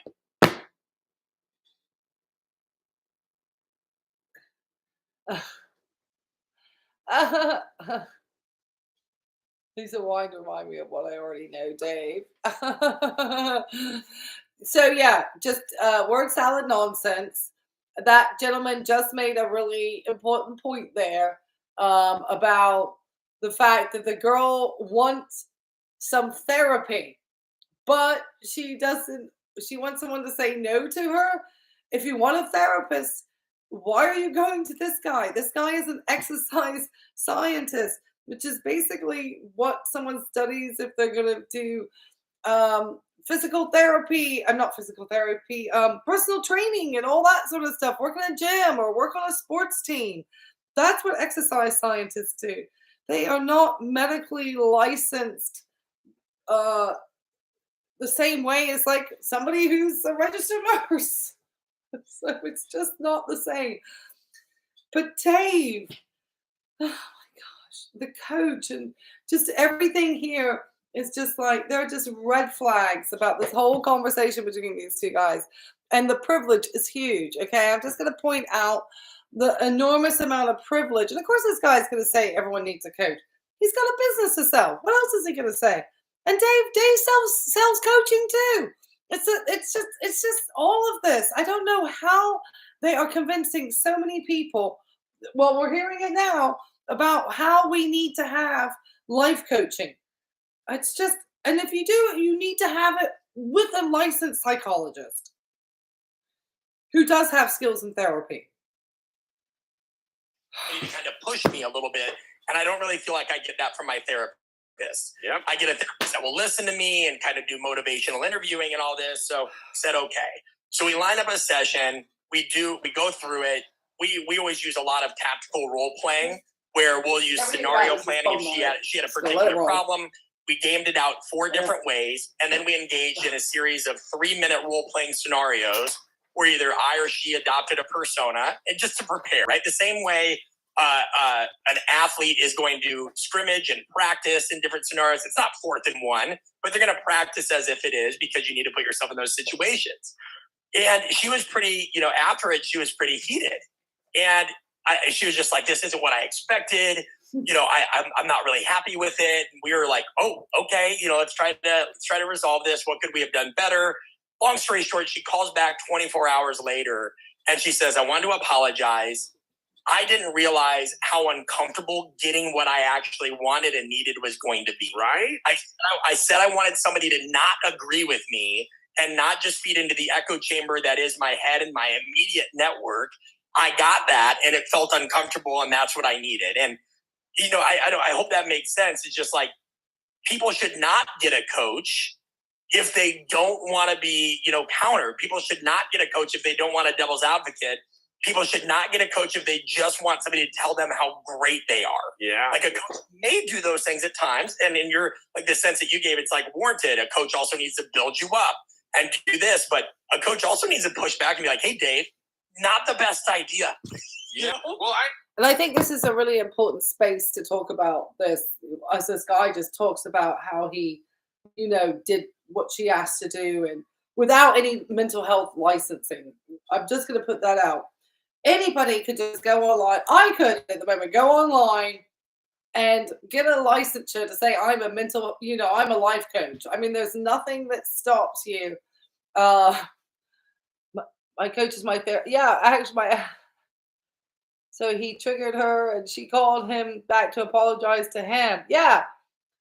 Discussion with a therapist. Yeah. I mean, yeah. And the fact that that whole relationship to me as a health professional just did not sound healthy from the get-go. And I don't know. There are people, I'm sure, who do need some life coaching for certain things. I don't know with people who are privileged, is if it just because they feel like they need to just have somebody to sound off to again, like just another version of a therapist. But this one asks them, do they keep a journal? I just have. I mean, I know I have to do self-directed learning plans as part of my graduate studies, but that's something that I am supposed to sit down and self-reflect upon. Finding mentors in your field, you can do that too. And they shouldn't come with a price. I mean, this is all a money grab, I think, from these people. So let's just continue, because and the fact that he's just telling all these stories, did these clients clear with him that this was okay? Like, hey, I'm cool. You can talk about my personal stuff and how I called my life coach and apologized because obviously I didn't appreciate he understood what he was doing. He has no training. Terrible human being. I even think of it too through the lens of I try to think how much he charges when I'm making per hour. emotional decisions. Was that on this website? I need someone who can make analytical decisions or objective decisions. And I'm curious what he charges per hour. They don't have the same emotion that I have. They're not as connected to the things that I'm connected to, and they don't have all the history that I have in programming or anything else that might have affected the way that I feel about this thing. And so for them to be an objective arbiter of, from my perspective, and frankly from the perspective of almost every other person that isn't you, this is a pretty simple choice. And going left really makes sense for all these reasons, except for the emotional thing that you're holding on to. This is why Rachel left. And then it has me having to dissect, is the emotional thing that I'm holding on to a good thing? Is it a right thing? Where did the emotion come from? Why am I even still stuck in this? But without the coach, I don't get the opportunity to even ask a question, because I would have otherwise just made the emotional decision, and it might not have been the right one. I might have, Does anyone know what Dave's all about at this point? When every other person, after the emotion, would have said left was the right thing to do. Yeah, I mean, Dave lost me. Question. And by the way, I have no idea what he said. It's not just you or me. Okay. We generally, as human beings. Okay, I absolutely don't even. Yeah, for a man of 7 years, he sure doesn't know how to use them effectively. Gosh, yes, he's like. I didn't even understand that. I write grad school level papers, and Dave lost me there. It was just nonsense. I'm sorry. It was nonsense. decisions on emotions first. I'm glad he and then back them understood up it. with logic. It's like, oh, that new iPhone looks good. And then, oh, you know what? It would help me be better at marketing or answering my emails or multitasking. And Professor Antonio Damasio of USC, and I have to go down the nerd route with this stuff because it's really a lot of my doctorate. They always have to call like anything to do with science. We're emotional-based creatures. So to your point, it's an excellent example. You got to have distance. And if you're my coach, you're not going to be as emotionally attached to the situation as I am. Vice versa. But I just think that that's an expectation that's been lost in society, where we have a lot of these conversational outputs that do become echo chambers. You get a coach because you want to be pushed out of your comfort zone, and because you actually you want to engage in adversarial simulations. Again, from a positive standpoint, right? But I just tell people you may not always like me, but I promise you're not going to be in the same place when we're done. And how you define progress and clarity is up to you. But I'll tell you this: most definitions are going to be not being in the same. See, this is where again it's problematic. No healthcare professional would ever make that promise. You can't make promises like that to people. That's setting a bar of expectations that if you don't meet it, could be damaging to somebody. The only thing they're going to have different is the only thing I can think, yes, you can make a difference. Maybe they couldn't believe how gullible they were to hand their money over to you. Yeah. So good. I know for me, so many people I'm working with right now, heck, myself even, in the changes that I've experienced in my own life, they feel at times that they've lost I swear themselves. This podcast would be 30 minutes I had an identity, it was taken away, or I took it away. I was something before I became something. And there's a question of who am I now that I'm no longer who I've been? There's this thing that comes up.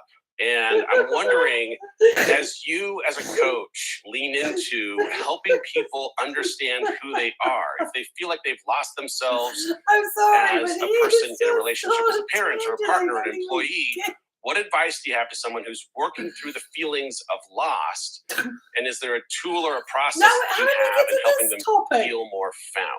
Yeah, there's a few of these things. This is probably one of the better questions I've ever been asked on a podcast, so thank you for that. And I really appreciate how you meta-communicate, how this is not just a relationship thing. Oh, the good point. Who he works with, it's probably Heidi. The only people he works with, or his coach, yes, he does. Yes, sorry. Dave has his, if you check, I have my video about it. He's on a website with Brendan Bouchard on an app where he does coaching. So yeah, Dave is supposedly like a coach for people in the self-help wellness space. I've always been tempted by I want to line Dave's pockets to get a coaching session with Dave. It would be so wrong, but God. Yes. Yeah. Watch that one. Yeah, watch that one. If you want to hear all about that wonderful website and app that they have that you can spend 7 hours a day learning about how to do self-help. Careers thing. Yeah. I got better time. Into a new country. I can spend my time on better things. So nobody's problem is greater than or less than anyone else. It's not self-help. Like going to school. Somewhat muted compared to somebody who maybe has gone through, maybe somebody listening has gone through a tremendous, like a death in the family or a relationship ended. But I know one thing that this touched on with me at one point is just switching careers, having 15 years built up, trying to be everything I wanted to accomplish in strength and conditioning in the world of sports, and then saying, okay, now I'm going into the broader leadership spectrum, right? To to think that I even have bingo! We just hit the money spot. So he spent 15 years in the health conditioning space. I guess somehow along the way with, wherever he is working, wherever he accessed, he was hearing more and more about, the coaching, the self-help, the leadership. I mean, this stuff has just been blowing up online. I mean, I thought that stuff was I remember this stuff in the 90s when I'm aging myself, entered the workspace, and I could see We had, some sales training and so forth. But I really would have thought a lot of this would have been like, people would be kind of over this. It seems like it's just getting worse. I mean, if you walk into any Barnes & Noble bookstore, you will see a million books about this stuff. It's wild. I mean, gosh, I would just... Anyway, and then he decided to go into leadership, but not taking any type of qualification, psychology, anything that trains you for actual leadership. There is actual, things that you need to be aware of and, making assessments of when you're in a professional leadership role. And I don't know, just 15 years on the job, if that necessarily qualifies you for that. There's some theory behind this. I would love for him to tell me the name of one theorist, an actual theorist in the leadership space who's not a self-help guru. I'm not talking about Tony Robbins. I'm talking about real theorists. With the likes of like a you or a Mel Robbins or anything See, like that, which of like, course that's not the term any of us would use, right? Non-zero sum as we compliment, but like this is I was like, I just gave all that up and now I'm a nobody in a new field. And, we started a grassroots business and there were people that were like, why'd you quit coaching? And I was like, quit coaching? I'm just coaching people in a different way now. But I realized that my public persona, there were people that they didn't really understand how to make sense of this transition. I know when my wife had broken up with her significant other before me, she was trying to figure out who she really wanted to be. Wife stuff? Lord of my life. Just people that thought they were going to be the perfect couple. So we all go through this. So there's a few things. One that is just, it's almost so Dave, simple. Definitely a Rachel's space. The fact is it works, right? You do simple things savagely well. There's a reason for it. You've got to find solitude. I found that whatever that is, for me, that would be hiking in the Blue Ridge Mountains. That could even be something as silly as if you went up to my closet, I have a separate computer screen and monitor there because I'm somebody, what I found is like, I would get the most clarity when I was in a hotel room when I was traveling or the airplane, places where I just felt closed off and not as accessible. Yeah. So whether that's out in nature, whether that's a room in your house, whether that's you need to take a trip, find some sense of solitude. Otherwise, the noise is just going to continue to hit you and hit you and hit you. I think another thing is mentally and emotionally just kind of purge whatever that inner nonsense is. A heavy bag is great for this. For some people that might be going to therapy, I think this is an idea where you can't look at the one trigger size warnings stuff, again. right? You look online, it's going to tell you, talk to somebody, do this, find peace, join a yoga class. Okay. This guy is wild. All right. Yes, I'm sure there's people who like, Google, how do I get out of a depressive state, or something, and would make all these recommendations. As a healthcare professional, you really are. Is he dumping over? Oh, absolutely. Absolutely. He is dumping on real therapy. I think this whole entire conversation, they are trying to, because really a good life coach should be somebody who is a therapist, who has a background in psychology. That is somebody who would be a qualified life coach. I think this guy has made a money grab. I think this gentleman saw that he was able to, I just think that this whole space has just, blown up. You can get 0 qualifications and be Brendan Bouchard or Tony Robbins or Mel Robbins. And these people, for some reason, people identify and want to read their material. I guess, people like, to, sit there because they're always structured in the same way, these books. Every chapter, it starts out with these people talking about their anecdotal story of when they went through this tough time or something. And it's still coming from an absolute place of privilege. It's wild. Then, or somebody that they knew. So it's one of the two. It's somebody close to them, or so it's always anecdotal. It's not evidence-based practice. It's not coming from any type of theory. It's just literally anecdotal. That's how every one of these things starts out. And so they get you to identify with what they're saying. So you're identifying with these folks. Then they take you through that journey. So then they start to say, well, then, I did this and I did that. And they don't really, and so they offer these supposed solutions, So at the end of reading this book, you think, oh, okay, or the conference or whatever, oh, well, I identify with all. I really don't see why this couldn't appeal to me or be able to impact me or help me out. And I think it's just they're feasting on people's vulnerabilities. There's also a lot of people that I think they have noticed too. I think sometimes the wealthy, privileged people, they do some wackadoodle stuff. And if you want to spend your money on a coach and who's telling you and guiding your life, that's fine, go waste your money on that stuff. I think if it's therapy that they actually need and they're kind of hiding it by getting a life coach instead, in reality, they really need to seek actual, real, true mental health counseling. And maybe they have barriers to that because of the stigmas that still exist around genuine mental health counseling. So that might be also some of the appeal, I think, of these life coach individuals. Speaking to a life coach is going to sound a lot different than having to see a therapist.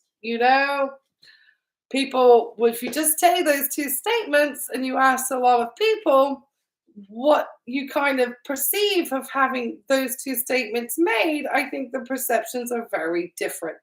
That's a much larger problem.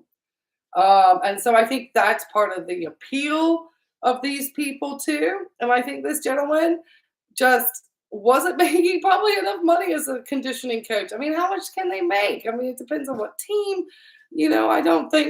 I think people have this idea that the money is really good, and I think it's decent, but I don't think it's like blow your mind money. And I think a lot of times these people want some blow your mind money. I think that's why he decided to move himself into the space. And he knew he had a sad story from his, trigger warning eating disorder that he could feed off of. That's what I think. Shame on you. Cool for some people. That's my rant for the me, month. A mixture of solitude and tremendous exertion physically was a huge thing for me. That almost leads into the next tip. I am somebody that if I want to change my psychological or even physiological state, because we do know that part of finding yourself again and getting clarity of thought is creating some kind of physiological change in the body, hormone imbalances, chemical responses in the brain. Emotion happens through the ears. So I have a playlist of songs that just take me back to certain points in my life.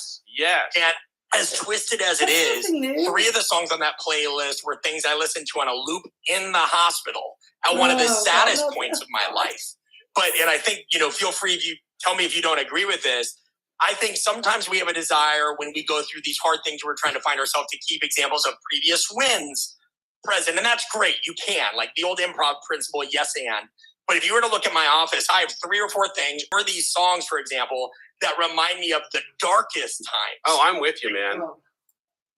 I sat on the back patio that is on the opposite side of where I'm looking at you right now, listening to Ben Rector. There's a song called Sailboat, and it is in my playlist. Dave's and patio, I force man. myself to listen to it to Dave's remind myself patio. every once in a while of what it Patio felt like of just non-peace. immediately after divorce.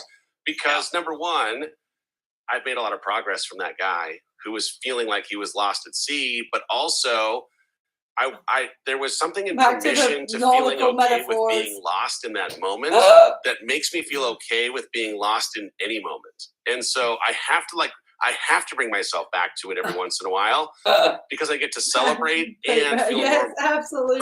Right, and I think that's a perfect example. It's not all in moved all, on from the end of 21 still. But I also just want people to be discerning. December of 22. I do think that recorded in general, if you want to get better at dealing with those things, actually leaning into the dark side of things is more beneficial than you think. Now, there's got to be stopgaps on this. I'm not talking about going off and engaging in self-destructive behavior. I'm talking about just remembering like those moments are the things that shape us. it's the shrapnel that gives us scars that remind us of those lessons. So to just go into happiness wonderland is a little bit silly. And it's almost like when people have, and again, I'm not crapping on people that use morning routines and everything else, they can be valuable. But if every part of your day is so structured and so optimized, are you really resilient?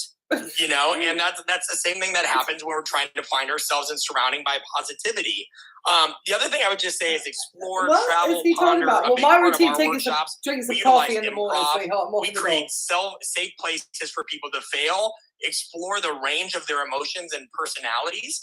And I just find, like, if you're dealing with a world that's inherently chaotic and ambiguous and increasingly fast-paced, well, the better you can lean into that, or the more you can lean into that in some aspects, the better. So solitude, music, moving, keeping reminders of the dark times close. I just want to give you guys some things that maybe you haven't heard everybody else say. I want this gentleman to provide me with some evidence-based practice from a actual psychologist that says keeping momentums from times when you were suffering the most is healthy.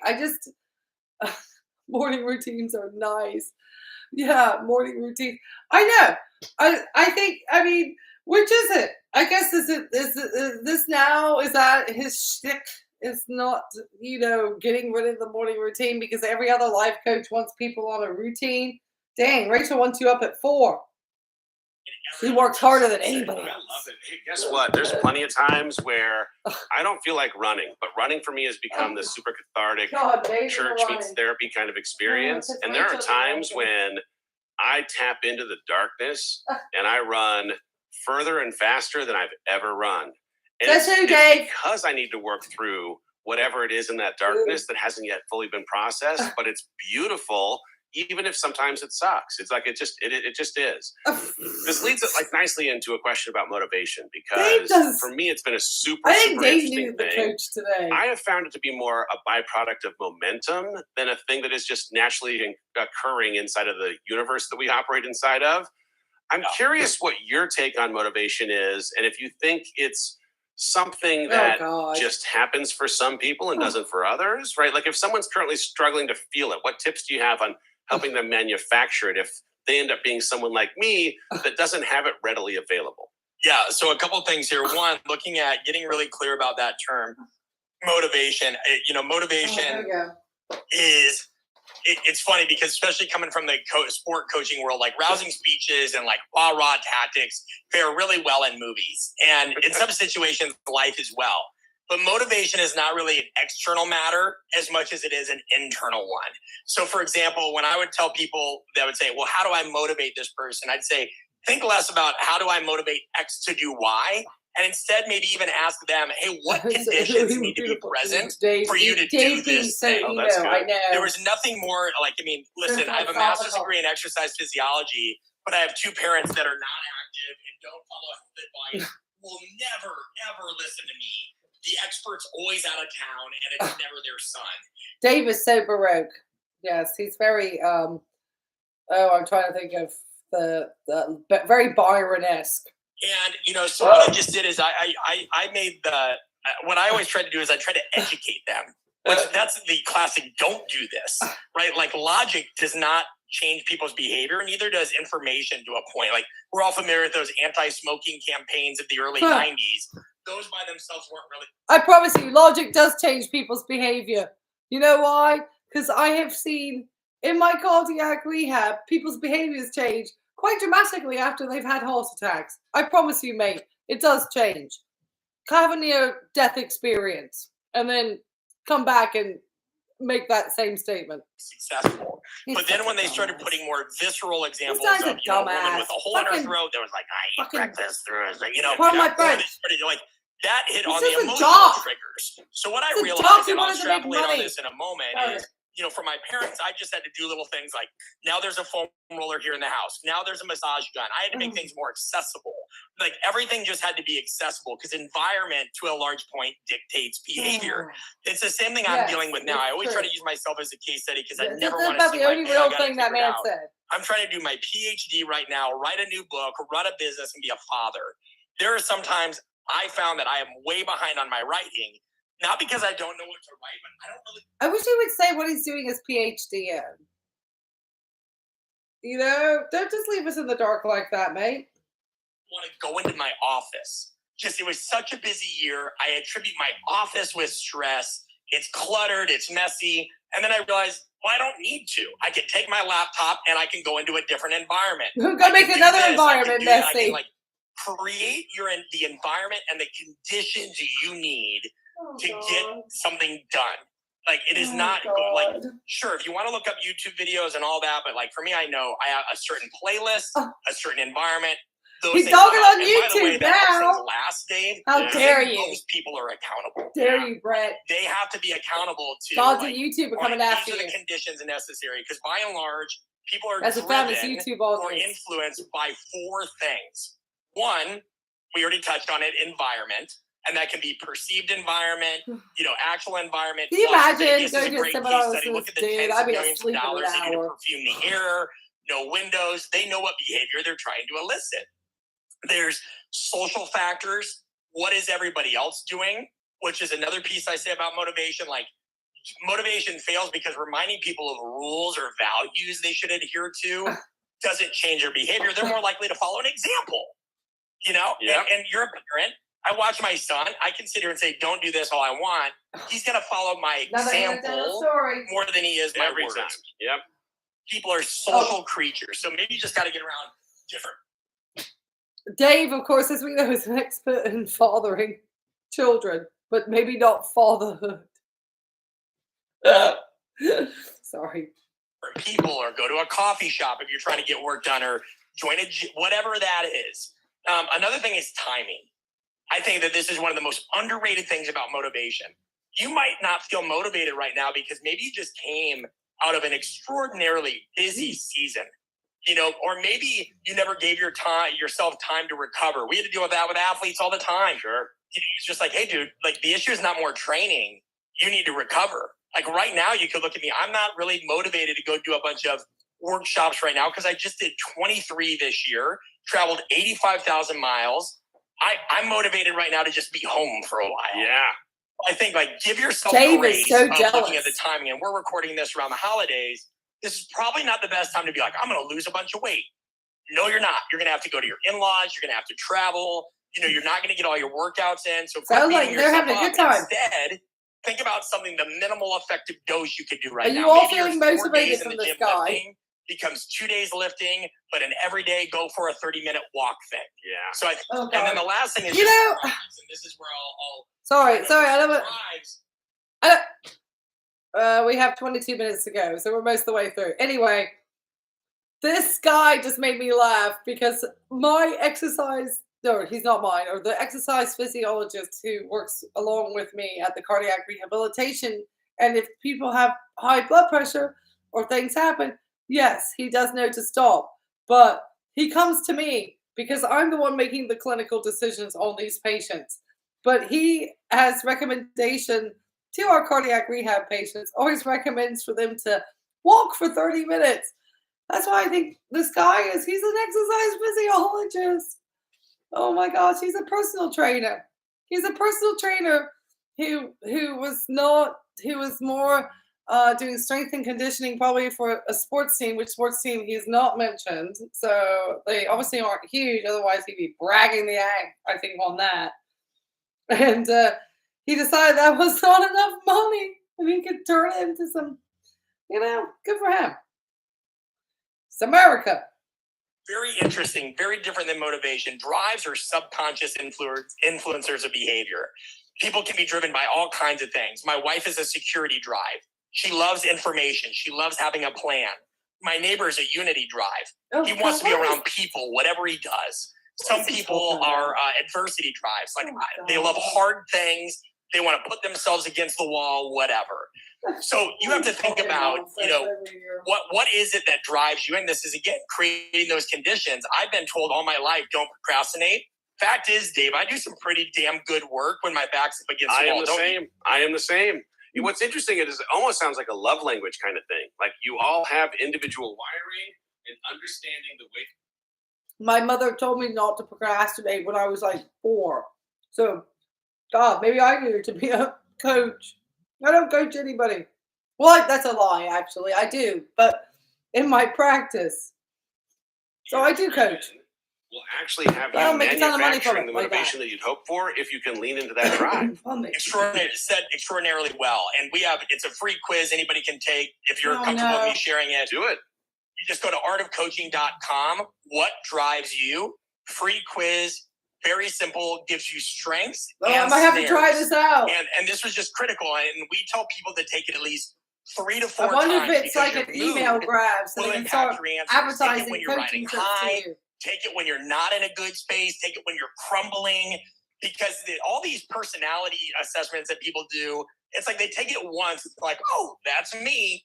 Like, things are moving targets. So all in all, you could simplify it by saying, like, before this, people would say there's 2 types of motivation. There's like approach motivation. Why do these people always act as if nobody has any experience of life whatsoever? They must be aiming for really young people who really have had little experience, because I promise you, every time I get hired into a medical position, I have to take one of these personality tests. And you can figure out over time how to answer these things. It doesn't take rocket science. And avoidance. So somebody might join a gym to get in shape. That's approach motivation. Or I'm writing at my keyboard because I want to get my book published. Some people might join a gym to not gain weight. That's avoidance. Or I might say, hey, I don't want this book to suck, so I'm going to do that. There's not one that's better. It just depends on the person. Yeah. And I think when you can give a language to these things, you're like, oh, this is just me now, and I'm okay. And this is how I work. Now I can create the... Well, I mean, at least he's more qualified than Rachel for producing a book. Or Dave. I mean, I'll give him that. I mean, Dave went to probably business school or something. I mean, this guy, like I said, I'm sure he knows a lot for the, exercise space. But, he's obviously going into the coaching leadership space because it's a larger audience. It's a wider audience. There's more money into it, And so they're all going to go on each other's podcast. Dave has already been on his. Now he's on Dave's, and they all help each other out. And hope they can all promote one another into, schmucking us all into just listening to these people, because supposedly they have the answers. I haven't felt anything from this guy. I don't know. I don't find him particularly motivating. But, he's not coached me for anything specifically. So, I don't know. He just reminds me of the guy I work with who's like 27. That I have an awareness of this, and we can facilitate more progress. What's crazy for me is I feel like success and failure have both had a lot of effect on momentum around motivation in my life. Like, if I've achieved something that I've been working on for some time, I feel like I'm more often than not being taught a lesson of having meant to appreciate the process instead of the destination. Like, I get to the place, it's not as fulfilling as I thought it was going to be. I wish that I had savored a little bit more of what was happening on the way to the journey, in the journey, or on the way to the goal, instead of the goal itself.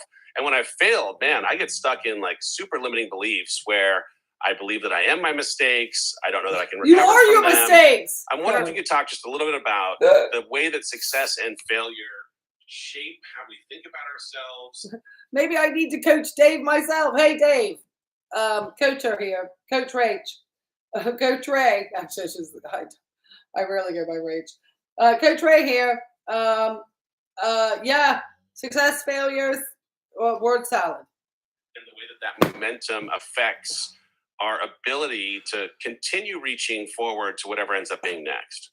Yeah, nobody has ever accused me of not being, pretty loquacious, but this is one that I think I can be pretty tight on. Just your actions are not your identity. Don't become your identity, right? An action is not an identity. I know we hear it, like when people show you who they are, believe them, and people are what they repeatedly do, sure, but like not all the time. Yeah. You know what I mean? And I think there's just too much of people letting actions become their identity. And there's some things, I'm getting to know you better. I don't know you in totality. But I think in terms of some folks that just dwell on things, which I can be guilty of as well, you just have to remember, like, we definitely can make a dent in our own local universe. But man, like, we're just not that important in the grand scheme of things. And I say that from a place to be freeing, not as a place to be rude. Oh, no, it's good. I hear it all the time. Like, it's such a weird thing, but sorry, sidebar. I had a conversation recently. So I had this new kids book come out. I'm talking to somebody about the fact that this kids book came out. And I preemptively... Okay. I want to go back on this one because Dave's about to talk about his book that he's released with Noah. So I do want to go back on that. But the egos, really, I mean, they're talking about we're really not going to make a difference.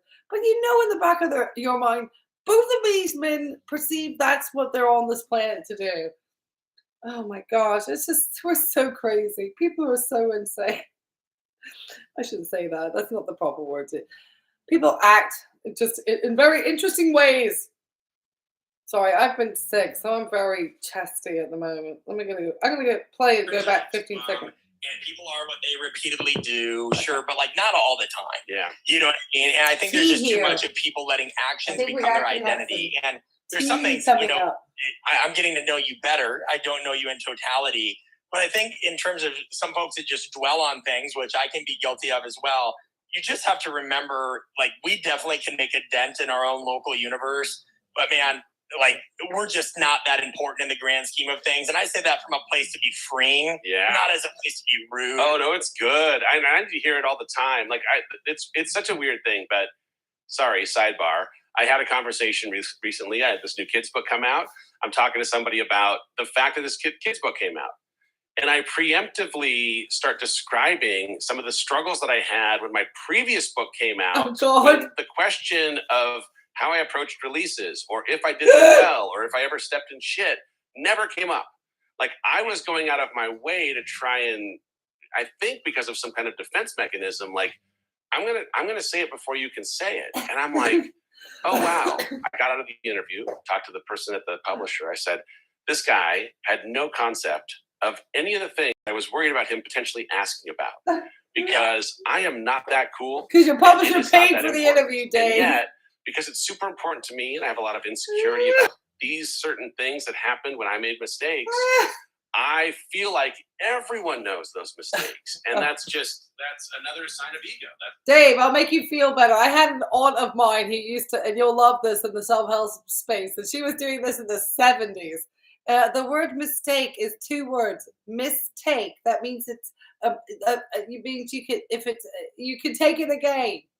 Just like an inflated sense of self that is ridiculous, and I love this like opportunity for freedom from it, because it's like, please, none of us have as much to worry about as we think we have to worry about. Because the reality of course is, not. Because nobody's got inflation at the moment. Listening, understand what I'm trying to say here. Unfortunately, if you and I were to like die today, right? After about a year, aside from our kids, our immediate family, loved ones, like people just kind of like the world spins. Yeah. That sucks. That's really sobering. And periodically during the holidays, people are going to be like, oh, Dave and Brett, the day, but it's reality, real. It's real just because there's always, and it doesn't mean you can't make it. You're it's not one of the reasons I like having a podcast. Neither of you. And it's one of the reasons neither of you is Gandy. The benefit of you having some of this work is, even if that did happen, now you got a time capsule. Yeah. So I say to people, worry less about that and worry more about getting some of the things that are most meaningful to you out there in a way that the world can use it. Because, you're strong because you have doubts. Your imperfections are great. It makes you more relatable. And I think that it's just, it's remembering these things. I think the other thing is, don't beat yourself up so much. And I'm talking to you, Dave, now about having an ego. Like, for as much as we hear ego is the enemy, ego is also just a reality. Yeah. What that tells me, because anybody that interacts with you can tell the difference between an ego that is mainly about wanting to make a difference and wanting to do better and caring about your work. No. I'm stopping you there. Stopping you there, mate. Dave has one of an ego. Okay, I wanted to pop the F-bomb in there, but I'm trying to be professional nowadays because I'm in grad school. Dave's got one heck of an ego. That's why he was drunk on the patio of peace. Dave has had his ego put into check. I can promise you. But this is a man who, I don't know. But he's got an ego. It was definitely I know he has spent the last year reflecting on that because it was a wild ride. It was a wild ride. Things like that. And an ego like, I'm the best. And ego, like, this is another thing. I think people think of that as like anybody with an ego is a narcissist. It is impossible to not have an ego. Yeah. It's about how you manage that. And the fact that you're self-aware about managing yours puts you in a pretty safe space. Well, thank you. What's crazy is I've had a few experiences. When I left working at the Walt Disney Company, 17 years, good run, I was like shaken by what happened in the 4 weeks after I left. Well, why'd you leave? And what happened was they had success after success, and no one called to make sure that they were doing it right from the guy who was previously doing it well. And where I had lived in that environment for so long, and every time someone left, I was like, oh my gosh, you're going to be so missed. I realized I only missed that person that left for a few weeks of time. And then our life just kept on going. Well, yeah, that's and life. I became one of those people who also left, and their life just kept on going. Absolutely. But it's a beautiful reminder that like there is some self-importance that I think we have to kind of hold on to or do, even if we don't have to. And it's not until we're outside of that environment that we get to see we're all replaceable, that people, in fact, will have their lives move on. I think Dave is still having a tough time. Was this his time at Disney is the one thing I wish he would talk about in depth, how he gets so high up at such a young age. He could legit be a business coach. Yeah, I know. I don't know if he has I don't know if there's some sort of, when he left, did he have to have some type of agreement with Disney that he wouldn't like profit per se from that? I don't know. He certainly mentions it enough. I don't know. Like I said, he could be absolutely. I mean, but I don't know if he would then have to talk about some of the privilege that he enjoyed, getting into that space. So maybe that's why he can't really legit be a business coach, because that's what everybody wants to know, how he got up there. And he started somehow working with Destiny's Child, from what I can gather. So somehow he did get himself into the, space of being able to go into entertainment. He obviously had a sort of personality. A lot of times it's a personality thing, I would be curious to hear him talk about that more. He does seem to have, I feel like he has regrets that he left, because it was probably a really, pretty, I'm sure he did pretty well. Now he's got to, life is long. He's got to make this money stretch. And that our ability to now, in seeing it, be freer from the worry of, oh, what do they think?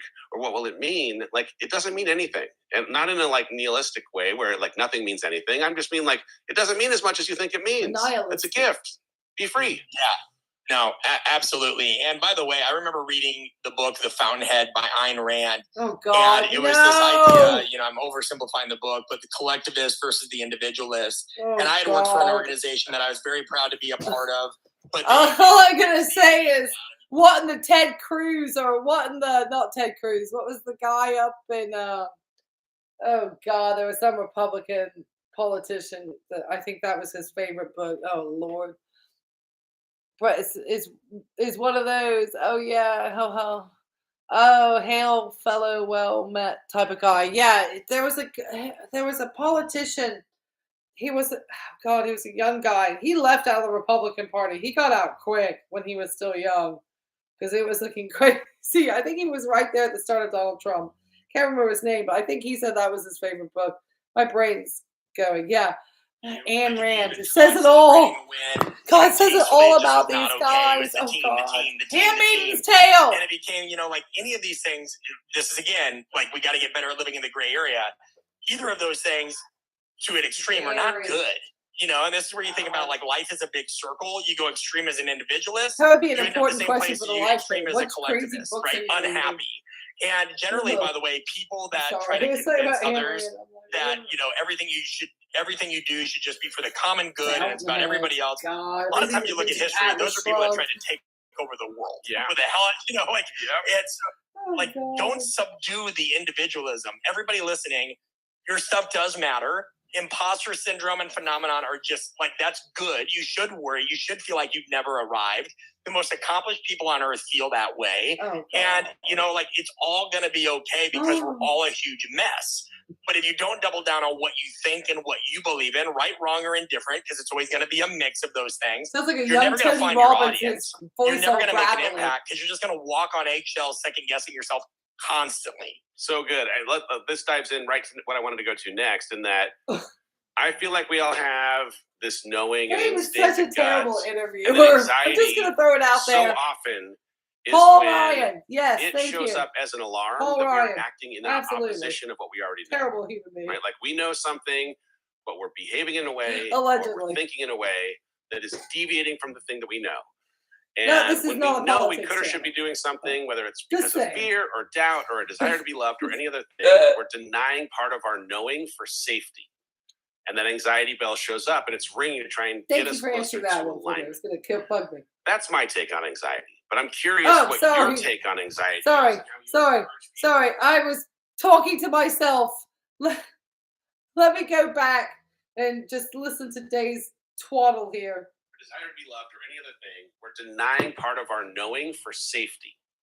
And then anxiety bell shows up and it's ringing to try and get us closer to alignment.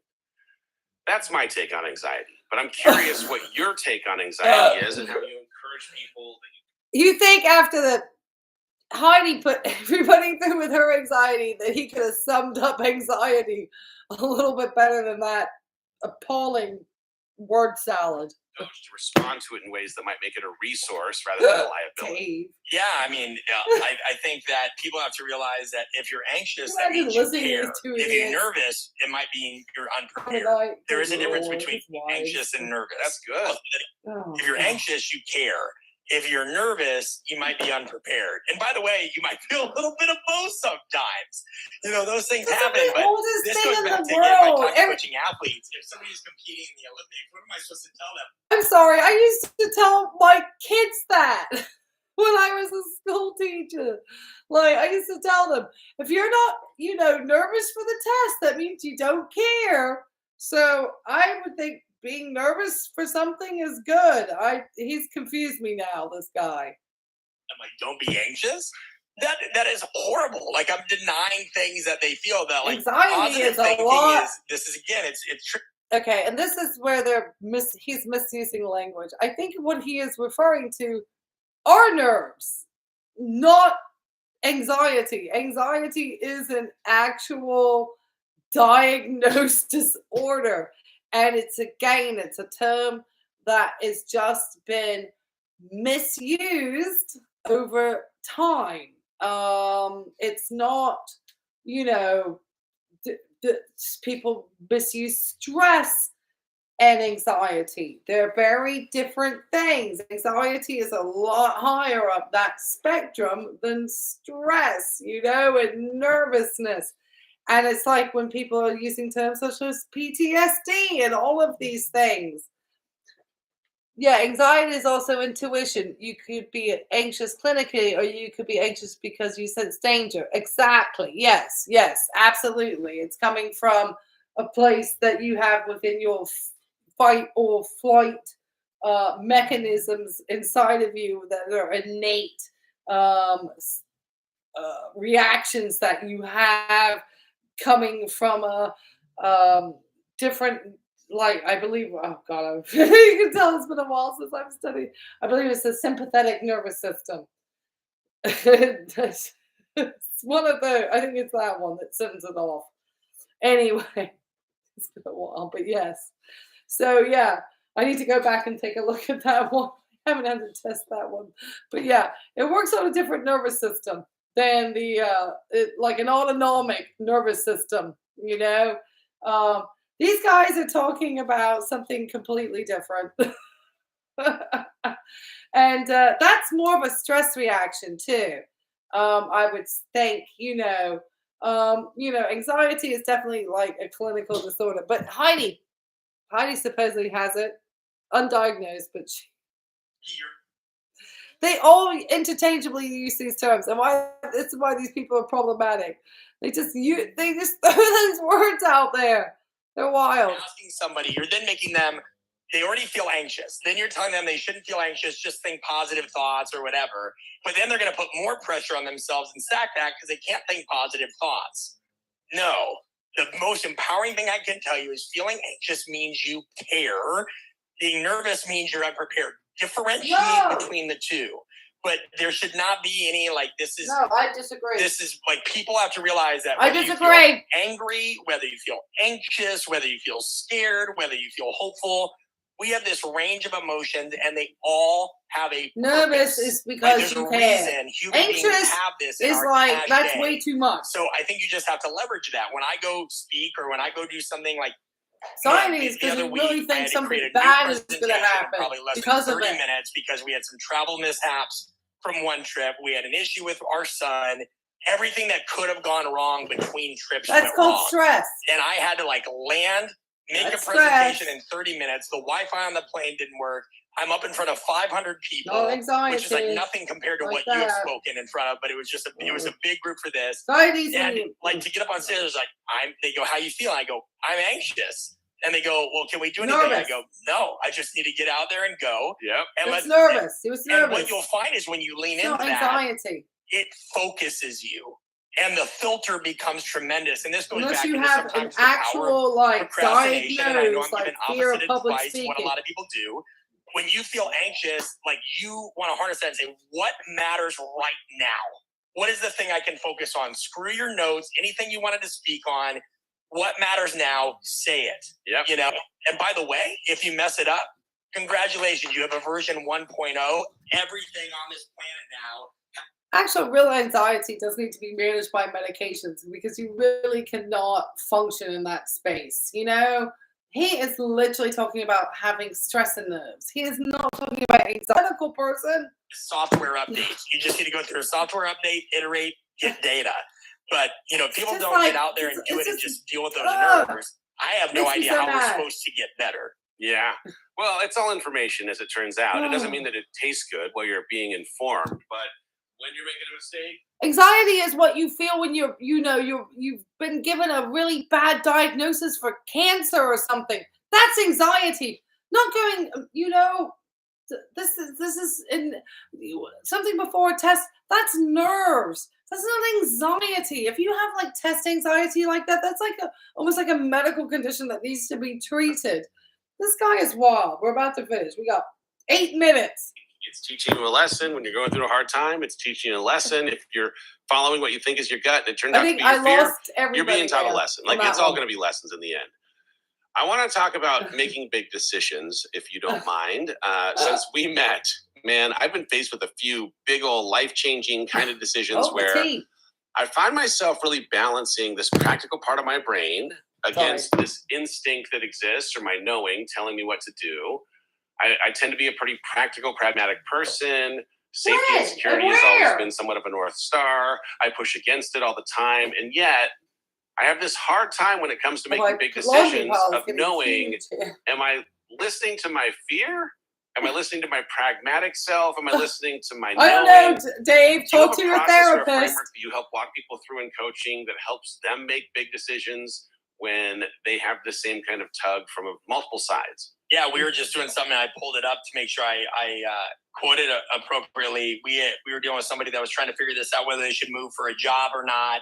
This was their decision. And so we have what's called an opportunity matrix. And, we basically say, hey, you need to list out some of the personal, social, financial, aspirational needs, whatever this thing is, right? We could go on and on. We just lay these things out. So for example, from a psychological safety and security standpoint, for them, that was is this job going to give me appropriate stress? Their last job was Dave doesn't know if he's a North Star. Dave doesn't know. Dave just, I think he desperately wants to be a poet. I mean, this man is just craving for a poetic license. Dave, just go write some terrible, bloody poetry, please. Too easy. At the same time, it will give me vacations, holidays, whatever. How will it help my physical needs? Or how will it address that? Just like you look at Maslow's hierarchy, right? Oh, no. I'm going to stop it right there. I'm stopping it. I'm sorry. I got to stop this bullshit right there. Okay? I'm sorry. I had to. That's been debunked. Okay, I'm sorry. I know everybody loves Maslow's hierarchy of needs. All of these people, I'm sorry, that had me running from the last of my bloody laundry that I'm over here folding. And I appreciate everyone hanging in here for over 2 hours. We're about to be finished on this live stream. Happy Boxing Day, everybody. But it doesn't exist. That in the medical field, I still have like classmates who love to quote it out too. And I always feel so bad because I'm like, please, let's not use that. It's just cockadoodle. It doesn't exist. I know everyone loves it. I know everyone loves Maslow's hierarchy. It has been debunked. It's not shown that the self-actualization at the top and all of that needs are variable. They're not, as structured. That is just not really, it's very basic and it's just not even really true.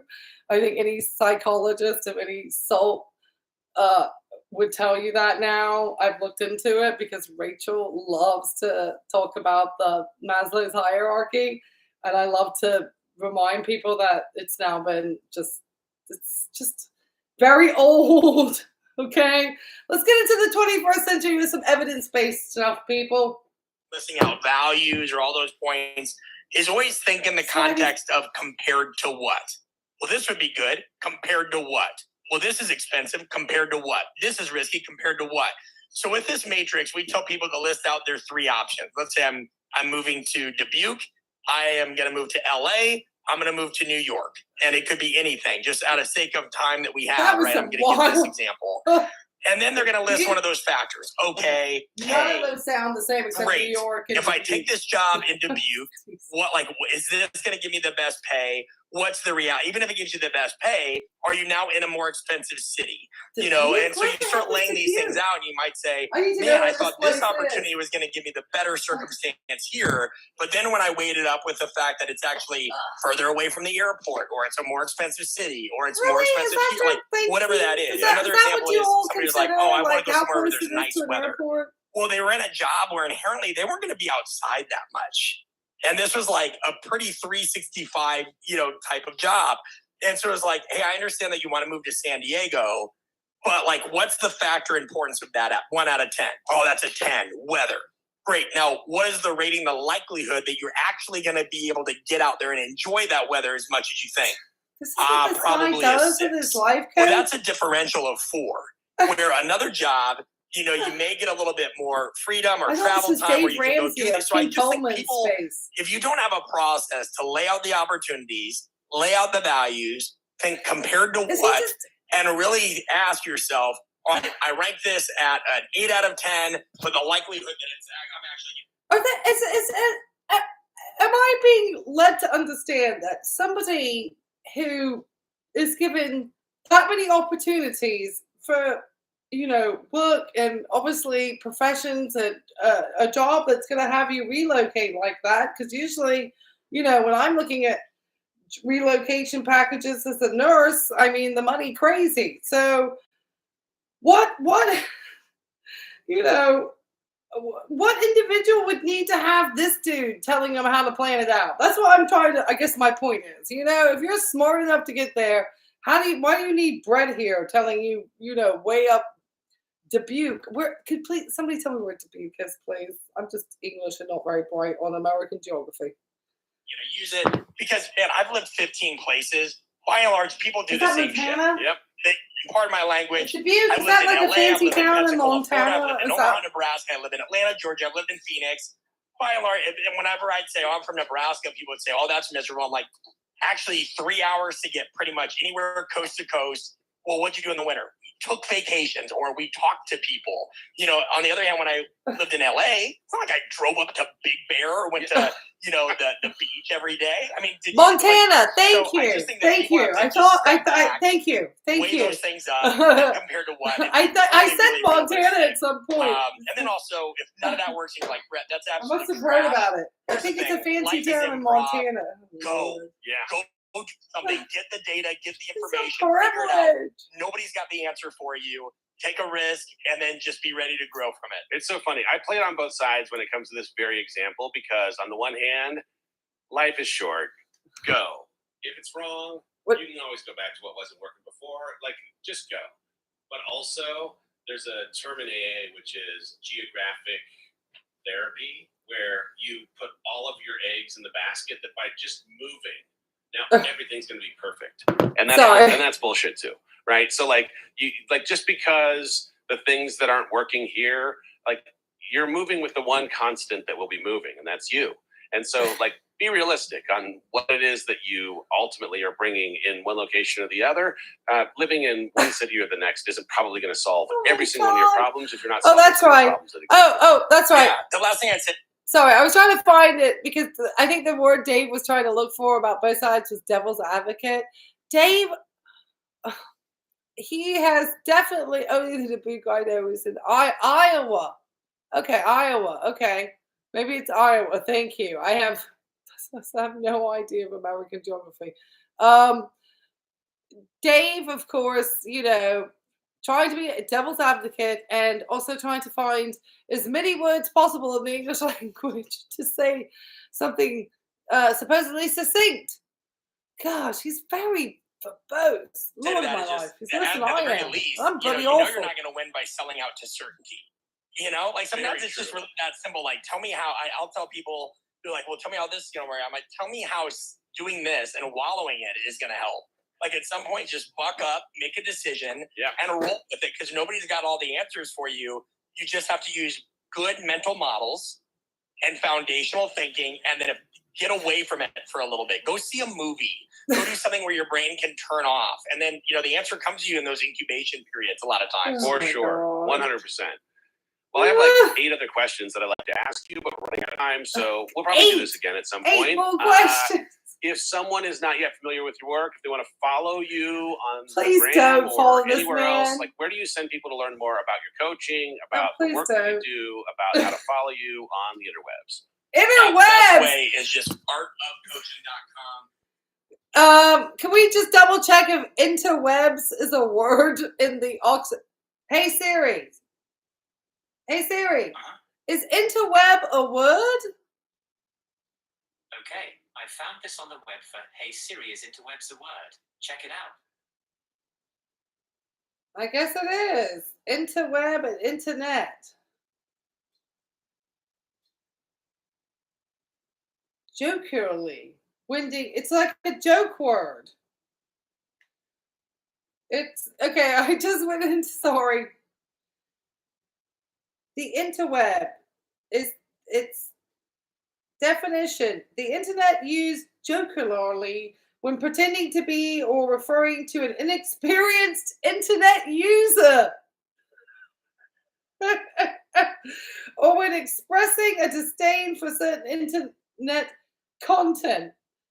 So, but Dave is basically saying that he has zero experience in the internet. Okay, well, I guess we're coming up to the end of this, because now we're just going to have this guy that's just going to advertise his stuff.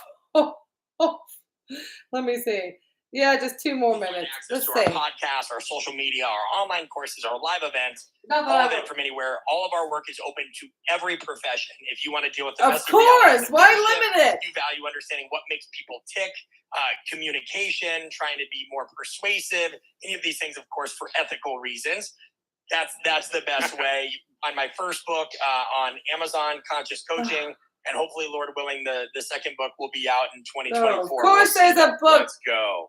All right. Final question. We ask every guest if you could offer a single piece of advice, some motivation, inspiration, anything that's on your heart that you believe the listener today needs to hear.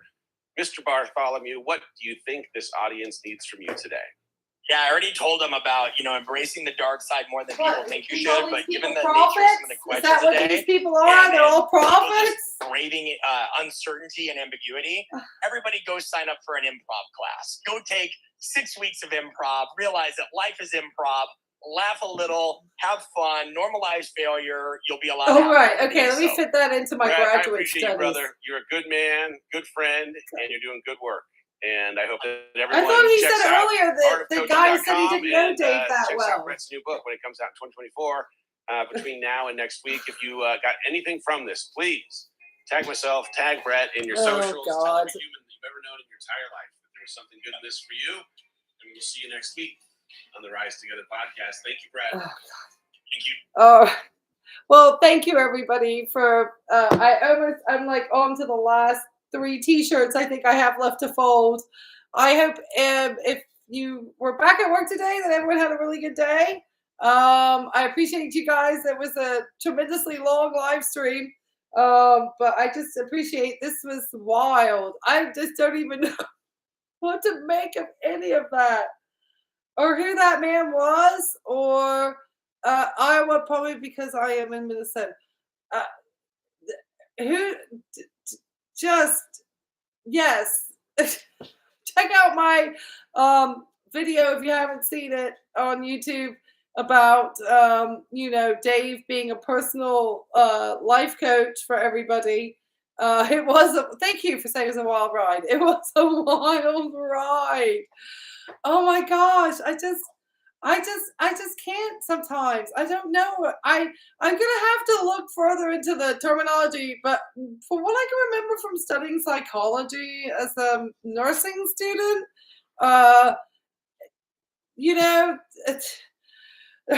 none of this would be advisable. And Dave certainly does not need to be in this space. I'm excited to see what 2023 is going to be from these guys. Like I said, I'm going to try. Oh my gosh. It's too much with these guys. And I know it's all, working with the multi-level marketing communities and everything, and having just, oh my gosh. Anyway, I hope everybody had a very Merry Christmas. Take care. I would say subscribe to all my social medias. I don't even think Dave knows when he used the word interweb that unless he's really trying to be funny. I don't know if he knows if he's being funny or not. I don't know. Poor Dave. Seriously. Oh my gosh, and just pushing out this content. I think that's the only thing I hope for 2023 is that this type of content can kind of come to an end, because I'm really so very exhausted with the non-expert experts and the millions of podcasts and just content these people push out. Oh my gosh, it's wild, because the rest of us have to have like regular jobs or, study or work in hospitals. So I appreciate for all of you who come and see my channel, because I know I can't post a lot very consistently because of the fact that I am in grad school studying to be an adult gerontology acute care nurse practitioner, and the studies take up a lot of time. What I do hope is that because I am in school, I am able to make a more educated judgment on some of the things that these folks is trying to say and push out to people. I think a lot of the content this guy had was really harmful. I would dread to think what his books are. I think it's really I think it's just a money grab a lot of times in my thought. I know he probably has some really good ideas, but I think that's fine if you want to share it within your personal coaching space. But it's just, wow. Do we all need personal coaches out there? I don't have one, so maybe I'm in the wrong. I don't know. Dave has one. Maybe I need to get Dave. I keep wanting to get Dave as my coach. I wonder how much they charge for that craziness, though. Anyway, thank you guys for joining me. I'm going to try, like I said, if you see from the start, I did a summary it went on way too long, of the year in Hollisville, and talked a little bit about how, Rachel is,